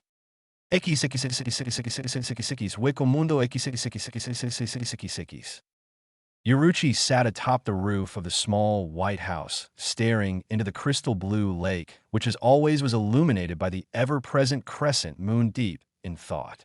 She had been sitting there for at least an hour, not only contemplating Naruto and Orochima's training and their eventual rescue attempt of their final teammate Kagome, but also her choice to make Naruto team leader. I truly believe they will be able to work well as a team, but still I do have some lingering doubts about whether or not he can forget about his childish Nindo and do what has to be done. How far is he truly willing to go to win this war? Is he willing to kill not only his enemies, but his enemies' allies as well? Most importantly, though, she thought while resting her hands on her knees, should I give him his mother's Zanpakuto? Soul-cutting sword. After all, it is his birthright. There's no question about his ability to use the weapon. I know will be able to wield it, but would Mugen accept him as his owner after losing Kushina? She paused, contemplating what Mugen's reaction to Kushina's son would be. For him and his team to survive and win this war, I will have to drive them into the ground. I have to teach him to be a good leader by not only teaching him combat, but also strategy and tactics, the same way I taught Soifin. She always was such a good student. She thought somewhat bitterly about her old apprentice, considering that some of the very strategies she used to eliminate the Shiba clan, kill her friends, and destroy Whirlpool were learned from her. Sighing, the purple-haired woman leapt off of the roof to go and wake them. Come on, Naruto, it's morning time to get up. Today's the day we start your training. The dark-skinned woman said, tapping her right foot, glaring at the lazy blonde. Wah. Oh yeah, Yuruchi, I'm up. I expect you downstairs in the kitchen. In 20 minutes, your new clothes are in the chair over there, she said, turning to leave. Naruto stood in front of the full-length mirror, admiring his new cloths. He now wore a white sleeveless coat with a high collar that stretched all the way down to his knees. Think Tozen's Hueco Mundo coat from Bleach, with matching shinobi pants that were wrapped at the ankles with bandages and black ninja sandals.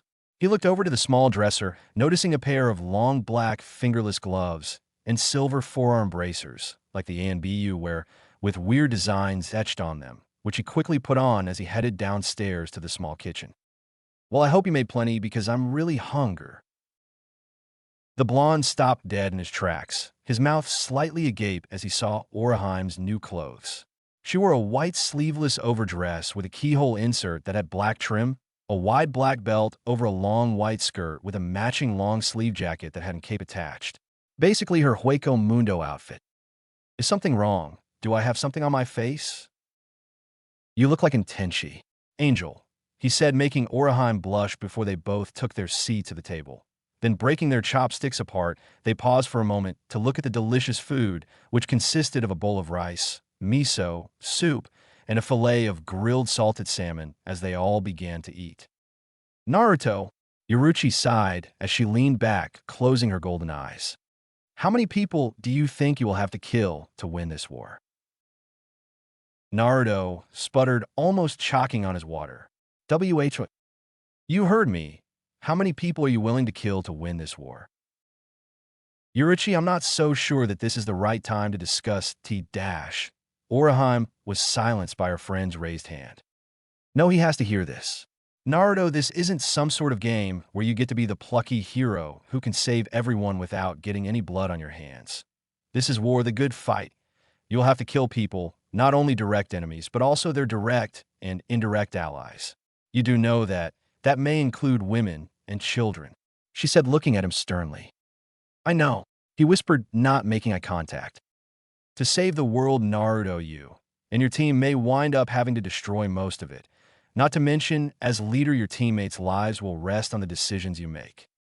Don't you think I know that? He yelled, slamming his fist on the table, finally making eye contact as they stared at each other for almost a minute. Believe me, Yoruchi, I know. We might as well begin your training, Yoruchi said after a few moments of uncomfortable silence as the three got up from the table to go outside. Wait, I thought you said it was morning. Shouldn't the sun be rising? He asked, noticing that it was still night and the crescent moon was still in the same spot in the sky. Oh, that's right, I never told you Hueco Mundo is covered in perpetual darkness. Yoruchi replied as if it was nothing. So, we're going to be training in darkness? No, we won't be training here. We'll be training at the training grounds below Hueco Mundo, the dark-skinned woman said as they stopped in front of the crystal blue lake. Now, Naruto, I want you to follow Oraheim and Ion to the center of the lake, but instead of using chakra, I want you to use Ryatsu to walk on it, she said as they all walked to the center. Now I want you to use the second set of one-handed seals I showed you during your Ryatsu training outside of Fire Country. With that, all three of them performed the seals and began to sink into the water. Oraheim noticed the concerned look on Naruto's face. Don't worry, Naruto, it's perfectly safe, she said, reassuring the blonde as their heads submerged underwater. Seconds later, their heads were rising from the water on the other side where they stood on the water's surface once more. Welcome to Tengaku, Kaiokaku, Heaven Canyon, the purple-haired woman said as they walked off of the lake onto the rocky ground, which contained several trees and small boulders. Naruto stopped and looked around at the majestic scenery of the training spot, which was surrounded by two steep walls of granite cliffs. What surprised him most, though, was the clear blue daylight sky. Well, Naruto, the first thing we'll have to work on is your speed. We have to bring it up to mine and Oraheim's level before we attempt anything else, the dark-skinned woman said, seriously drawing his attention to her as she stood on a small boulder a few feet away. Speed? There's nothing wrong with my speed dash, but before the blonde could finish, Yoruchi flashed in front of his face with her usual chastised smile as she proceeded to punch and kick Naruto repeatedly. Oraheim just stood there watching as her friend started hitting him faster and faster until they were both nothing more than blurs. She sighed as she saw him bounce off the ground, a beaten, bloodied mess, while Yoruchi landed right next to him with cat-like grace with his blood dripping off her fists. Naruto was dumbfounded. She had beaten him so badly in less than a few seconds. All he could do was look up at the woman, who in turn looked down at him coldly with her arms crossed in front of her chest as his eyes swelled rapidly. That's why you need to work on your speed. A person like Soifin could kill you in literally the blink of an eye, she said to him right before he passed out. The dark-skinned woman then gestured to Oraheim to heal him so that they could begin his training. XXXXXXXXXX, Udon no Kanai, Land of Udon, XXXXXXXXX.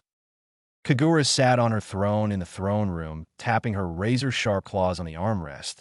The demoness was many things, but patient wasn't one of them. She had been losing her patience with the young Miko, shaman woman, Kagome, for some time now. As far as she was concerned, it was taking way too long to scry for the Akatsuki. There was no way simple ninjin, humans, were powerful enough to hide a jewel shard from a Miko. Damn ninjin, thinking they could play around with demons. What the hell were they thinking? I can't wait to wipe out every member of that damn organization. Maybe I should go check on their progress. Kagome might just need the proper motivation, she thought as she licked her blood-red lips at the prospect of torturing the poor girl once more. But before she could get up, her sister Kanna came in with her usual emotionless expression, demonic mirror in hand. Sister, we have found a member of the Akatsuki, she said softly as she held up the mirror for her sister to see as it glowed, revealing a man whose face was completely covered except for his green eyes. He calls himself Kaku. He appears to be headed for a bounty station in a small village just outside Kusa no Kuni, grass country. And according to the Miko, he considers himself to be immortal.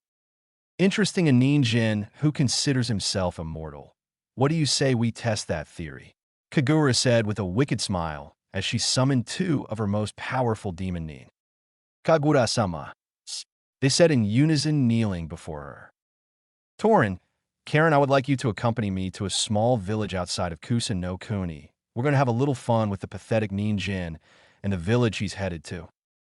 Of course, Kagura-sama. I, as leader of the Panther Demons, pledge our allegiance to you, Torin said to her mistress with utmost respect. Kanna, I wish you to stay here. and find out more about the Kyubi Jinchuriki. Yes, sister, the white-haired girl said as her sister left with the panther demons in a swirl of black flames. Meanwhile, Kagome was held against the wall by the flaming shackles, sobbing as she remembered the death of her friends. Flashback. Inuyasha laid in the small cabin they had been hiding in for almost a day and a half, clutching Tetsusaiga with his right hand. Kagome was growing concerned as he kept coughing up small amounts of blood before he had finally passed out. All the Miko could do for him was bandage his wounds and hope he pulled through. Somehow Naruto had learned about Inuyasha's transformation into his human form on the night of the full moon, so he used the opportunity to attack Kied's village while they slept. They had all put up a pretty good fight, but in the end there were just too many demons, so they had to run for it. Unfortunately, Kied and Shippo didn't make it. I swear, Inuyasha, I will protect you, Kagome said to her unconscious love as she watched him take pained, shallow breaths. She was getting restless. She couldn't just sit around and wait anymore. So she got up, threw her arrows over her left shoulder, and grabbed her bow before going to help her friends fight Naruto. Inuyasha should be safe here for the time being. I just hope Kagura can get back here with a sacred spear before Naruto kills us all. She thought, taking a deep breath, taking one last look at Inuyasha before pulling open the black curtain to leave. Time to finish this, Naruto. She hissed, her brown eyes narrowing dangerously before she set off in the direction of his demonic aura. Naruto in his baboon pelt was racing through the forest, being chased by a huge boomerang that had been forged from the bones of demons as it cut through the trees. Father Kahaku, tonight I will finally avenge our village, Sango said as she caught her weapon while riding on Kirara's back as the demon cat landed in front of Naruto, cutting off his escape. Naruto, she screamed, swinging the huge weapon at him, which he just jumped on and sprung off. Then he quickly moved to the side as the demon slayer swung at trying to cut his head off. The weapon lodged into the tree as claws shot out from his pelt, knocking the demon slayer to the ground. Kirara jumped onto his back, biting him, but the demon's body shot out poison. Kirara, Sango yelled as she pulled out her wakizashi sidearm, chopping of two of his claws. Moroku, he's coming your way, she yelled, stopping to examine her fallen pet. But there was nothing she could do. Kirara was dead. Damn you, Naruto. I've been waiting for this. Naruto, wind tunnel. The Hoshi, Buddhist monk, yelled as he unwrapped a strand of Japamala beads, releasing the purple cloth, sucking everything into the black void of his right hand. Same Yosho, hell wasps, he said, surprised as Naruto's baboon pelt flew off, revealing the creatures. But it was too late. Before he could seal his hand, he had already sucked them in as he fell to the ground, writhing in pain. My how sad, Sango, your pet and lover, both dead by my hand, he said, his red eyes mocking her. You team, I'll kill you, she bellowed as she rushed him, blinded by rage, swinging her sword wildly. Then as she thrust the blade toward his face, he caught her arm, putting his right hand on her forearm and his left on her bicep, fending the wrong way at her elbow. Sango's inhuman scream echoed throughout the forest as her arm broke. Poor little thing, that must hurt, he said coldly. Gee, go to hell, demon, she hissed through gritted teeth as she fell to her knees, holding her now useless arm. It's a shame this all has to come to an end, but I do have a half-breed to kill, he said as he grabbed her chin from behind and broke her neck. Now to find and finish you, Inuyasha, he said, standing over Sango's corpse before his arm and shoulder were blown off by a sacred arrow which was infused with spiritual powers. He turned to see Kagome, fury shone on her face, bow still in hand. You won't get the chance to find him because you will die here today, the dark-haired Miko hissed, pulling out another arrow, putting as much of her spiritual power into it as possible, this time shooting him in the chest. Got him, she thought as she watched the wound slowly expand. Then his whole body puffed up and expanded into a huge puffy mass as he exploded, knocking her to the ground, revealing a huge demonic spider. That must be his true form. I must have been crazy to think I could kill him alone. Where the hell is Kagura? She thought as she got up to run, but only made it a few feet before she twisted her ankle. Now, impudent wench, I will take great pleasure in killing you, Naruto hissed. I don't think so, a voice from above yelled, making them both look towards the sky. Kagura, he said to the demoness who stood atop a white feather with a strange spear with a crystal tip, which she aimed and threw right in the middle of the red markings on his back. What this can't be? He yelled as the spot she hit started to glow. His giant body burst into flame before exploding, sending Kagome flying into the air from the shockwave. Luckily, though, Kagura was able to swoop in before she hit the ground. It's over, he's finally dead, the dark-haired girl said as she looked at the demon spider's body parts scattered everywhere. Yes, there's nothing to stop me now, Kagura thought as they flew the air. Tell me, Miko, where's your lover? The demoness asked, wanting to eliminate him. Oh no, that's right, he's over there in the cabin. Take us down. Once they landed, Kagome limped toward the entrance with Kagura following close behind. The young Miko wasn't prepared for what she saw, though, as she pulled back the black curtain. Inuyasha, he's dead when we finally won, she said as she limped over to his side, but something was wrong. Inuyasha, she said slowly, trying to wake him up. Inuyasha, she screamed when she realized he was dead, falling down next to him crying. Well, this is interesting. Looks like I don't have to kill him after all, the demoness said before grabbing the Miko's arms, throwing on the shackles. What the hell are you doing? Let me go, damn it. Inuyasha, she bellowed as Kagura took her away. In flashback. I'm so sorry I wasn't strong enough to save you, she whispered, continuing to sob. XXXXXXXXXX, some no Kuni, Land of Claw. XXXXXXXXX. A beautiful white-haired woman walked down the narrow cobblestone path, which led to a small building on the edge of the compound. She was deep in thought, having been ordered to scry for the Shurikon jewel shards. She had asked Soifin why they didn't just go after the one Orochimaru had, since they already knew where he was. Her only response was that her weapon would eventually search him out, and when he did, her spy Karen would inform her, and they would take him and the jewel shard at the same time. I just have to put up with following her orders until we can gather all of the Shurikon jewel shards. Once the jewel is whole again, I will simply steal it, then kill Soifin and the two homunculi. With that kind of power, I can finally have my revenge on Kikyo. Hell, not even Kagura would be able to stop me, but for now I have to put up with Soifin's arrogance, she thought as her turquoise eyes pulsed in anger. She sighed as she came out of her thoughts, opening the door to a small darkened room inside the building. Denki o Tsukumasu. Turn on light, she said. Suddenly, the whole room was illuminated as the candles that were spread throughout the room lit up as she walked towards a counter that had 4 saucers filled with purified mamizu, fresh water, lined in a straight row to her left, with a vase of mystical herbs to her right, and square container that was slightly elevated with an open lip in the center. She grabbed each one of the saucers, pouring out the purified mamizu into the container. She then picked a single leaf and dropped it in the center. Her turquoise eyes watched intently as the mamizu rippled. Come to me, my Shikigami, the dark priestess commanded as a white demonic serpent materialized while slowly coiling around her body. Then, stretching her right arm out over the container of liquid, the serpent stretched out its upper body, following her arm. Tsubaki grabbed its horned head, making its mouth open as she squeezed. Slowly, silver venom spilled from its fangs onto the leaf, turning it from green to silver, spreading from the leaf, turning all of the mamizu silver as well.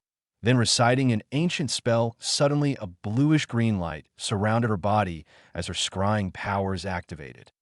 XXXXXXXXXX, other side of the compound, XXXXXXXXX. Lust was staring at the open locket that sat in her purple-gloved hand, a small tear falling down her pale cheek as she stared at the picture of her 2 sons, Edward and Alphonse Elric. I'm so sorry, my sons. I should have followed my motherly urge to save you, but I just let you both die, she thought as the bitter memories came flooding back. Flashback. Edward opened the huge doors of the mansion that rested on the edge of the ancient abandoned city that had been buried so long ago. What he saw completely shocked him. There, in a magnificent white ballroom gown, was Rose dancing to the beautiful music which was playing in the background. Edward, she greeted, looking at him through her now cold purple eyes. How nice of you to join me. I've been waiting for you. Oh, Rose, what are you doing here? Edward asked. I've been waiting for you, silly, she replied as she took his hand and they started dancing. Edward the First love you, she said, making the boy stop to look at her. Rose, I don't think you understand what you just said to me. Wait a second, something's wrong here, he said before hearing an infant's cries as the door to the adjacent room was opened, revealing the homunculus, Sloth, who was flanked by lust and envy as she held Rose's baby. Really, son, you couldn't give her one little dance? I thought I raised you better than that, Sloth said as she slightly bounced the newborn in her arms. Wait a second, where's Lyra? And what are you doing here with the homunculi? Then the pieces all fell into place. Wait, you're not Rose, you're Dante. It all makes sense now. The secret wars, the homunculi, the philosopher's stone. That's how you do it. You use the stone to transfer your soul into other people's bodies. The blonde said fearfully as he backed away from the pink-haired young woman. Well, Sloth, your son, seems to be quite the detective, Dante said amusedly. Edward quickly slapped his hands together, then slammed them on the ground, summoning a spear which he quickly threw at her. But thinking quickly, she slapped her hands together and threw her right hand forward, sending out a beam of lightning, incinerating it. That was too close, she said angrily as her eyes narrowed. When did you see the gate? That's the only way you could transmute without a circle. So you found out, son of Hohenheim. So it's all true. Yes, it is, every last word. How many times have you jumped bodies? Well, in 400 years, you tend to lose count. It's less than 10 after all. I had to use the philosopher's stone each time. Wait a minute, if you needed the stone each time you switch bodies, then, oh no, well, what have you done to my brother, you bitch? You're breaking my heart, Edward, talking to me this way. I was hoping to have been loved by the son of Hohenheim. Tell me where he is, now. Dead, I'm afraid. In gluttony, had to be sacrificed to complete the stone. I'll kill you, Edward bellowed as he slapped his hands together, forming a blade with his automail arm, running towards Dante, ready to cut her down. She slapped her hands together, summoning a huge rock beast which charged him, trying to eat him. But he jumped into the air onto its back, continuing to charge her, as she jumped back, barely avoiding his blade in his anger. However, he had forgotten about the other homunculi in the room as envy came to his mother's aid, kicking him in the side of the head, sending him sprawling. Edward quickly got back up and charged envy, both falling to the floor, Edward chalking the homunculus with his right arm while punching him repeatedly with his left. Don't hurt me, Edward. Envy pretended to beg as he changed his face to look like Trisha Elric, which made Sloth recoil slightly. Don't mess with me, he yelled as he punched him again, as Envy's face morphed into Dr. Marcho. Show me what you really look like instead of being a coward. You asked for it, Envy yelled, revealing his true form, causing Edward to stop mid-punch, his body trembling. What's wrong? I thought you wanted to see. Envy was the very first homunculi, created by Hohenheim almost 400 years ago, the result of the failed human transmutation of our son, who died of mercury poisoning. I suppose you could say that Envy was once your brother, Dante said. But then he abandoned me, started fresh, his perfect wife and kids. Needless to say, I never did like being replaced, he said as he punched a hole through Edward's body. He kicked Edward's bloodied body off his fist and got into a kneeling position, looking over at Sloth with a wicked smile. Well, Sloth, looks like both of your team, bastard, sons as are dead. All us could do was watch as blood spilled from Edward's body, his eyes wide open, forever frozen in shock. In flashback, she came out of her memories as she heard a knock at the door. What the hell is it? She spat. Well, someone's in a bad mood today, Lust said mockingly as she opened the door to Sloth's room. What the hell are you doing here? Just get to the damn point. Fine, Soichan wishes to see us. Why do you insist on mocking and antagonizing Soif and Sama? Simple pissing lowly humans off amuses me, that's why. She's not simply a human, she's a Shinigami. If you're not careful, she may eventually decide to just kill you. Remember, Shinigami can summon the gates after all. Tell me, Sloth, why do you insist on being so damn loyal to her? She killed Dante and her team, bastard son. That's all the reason I need now. Let's go see what our mistress wants. They entered the main living hall of the main house, where Soifin and Tsubaki were waiting on them. You sent for us, Soifin-sama? Sloth asked, bowing slightly. Yes, Tsubaki has located two Akatsuki members with jewel shards in Amage Cure no Sato, village hidden in rain. I want you three to go to the village and retrieve those jewel shards. I will also be sending some of my nin with you, she said as she pulled out her kodachi, short sword, and tapped on the ground. Suddenly 40 nin materialized. I want you three to get the shards, and I want everyone else to destroy the village. I don't want any witnesses. Now go. She ordered as they disappeared into several black vortexes. Chapter 10. Root of the Tree, Fall of Amage Cure. XXXXXXXXXX Hyuga Estate, Private Garden XXXXXXXXX. Hinata sat on a small wooden lounge chair in the middle of the estate's walled flower garden, pressing flowers into a beige-colored book. It was a long-time hobby of hers that would always manage to calm her nerves, as it brought back fond memories of when she had learned the art from her mother. Memories of days gone by when she was still young and somewhat innocent, before she had ever heard of Naruto or ever met her former friends Ino and Sakura. She had so much going on right now that she simply needed to take a break. The last few months had been pretty hectic for her, from her duties and to the theft of the scroll. It still shocked her that her mother and Sensei had been behind the Uchiha massacre because of their role in her kidnapping. If that weren't enough, she also had to deal with her feelings about the departure of her longtime crush, Naruto.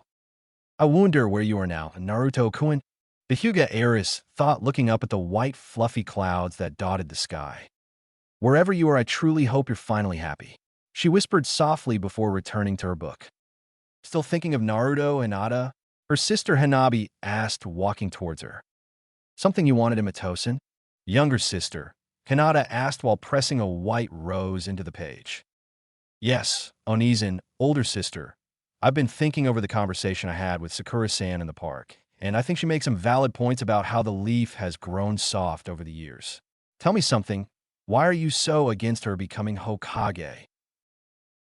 The young Hyuga took a slight step back as Hinata's head snapped up, glaring at her. Because I know Sakura.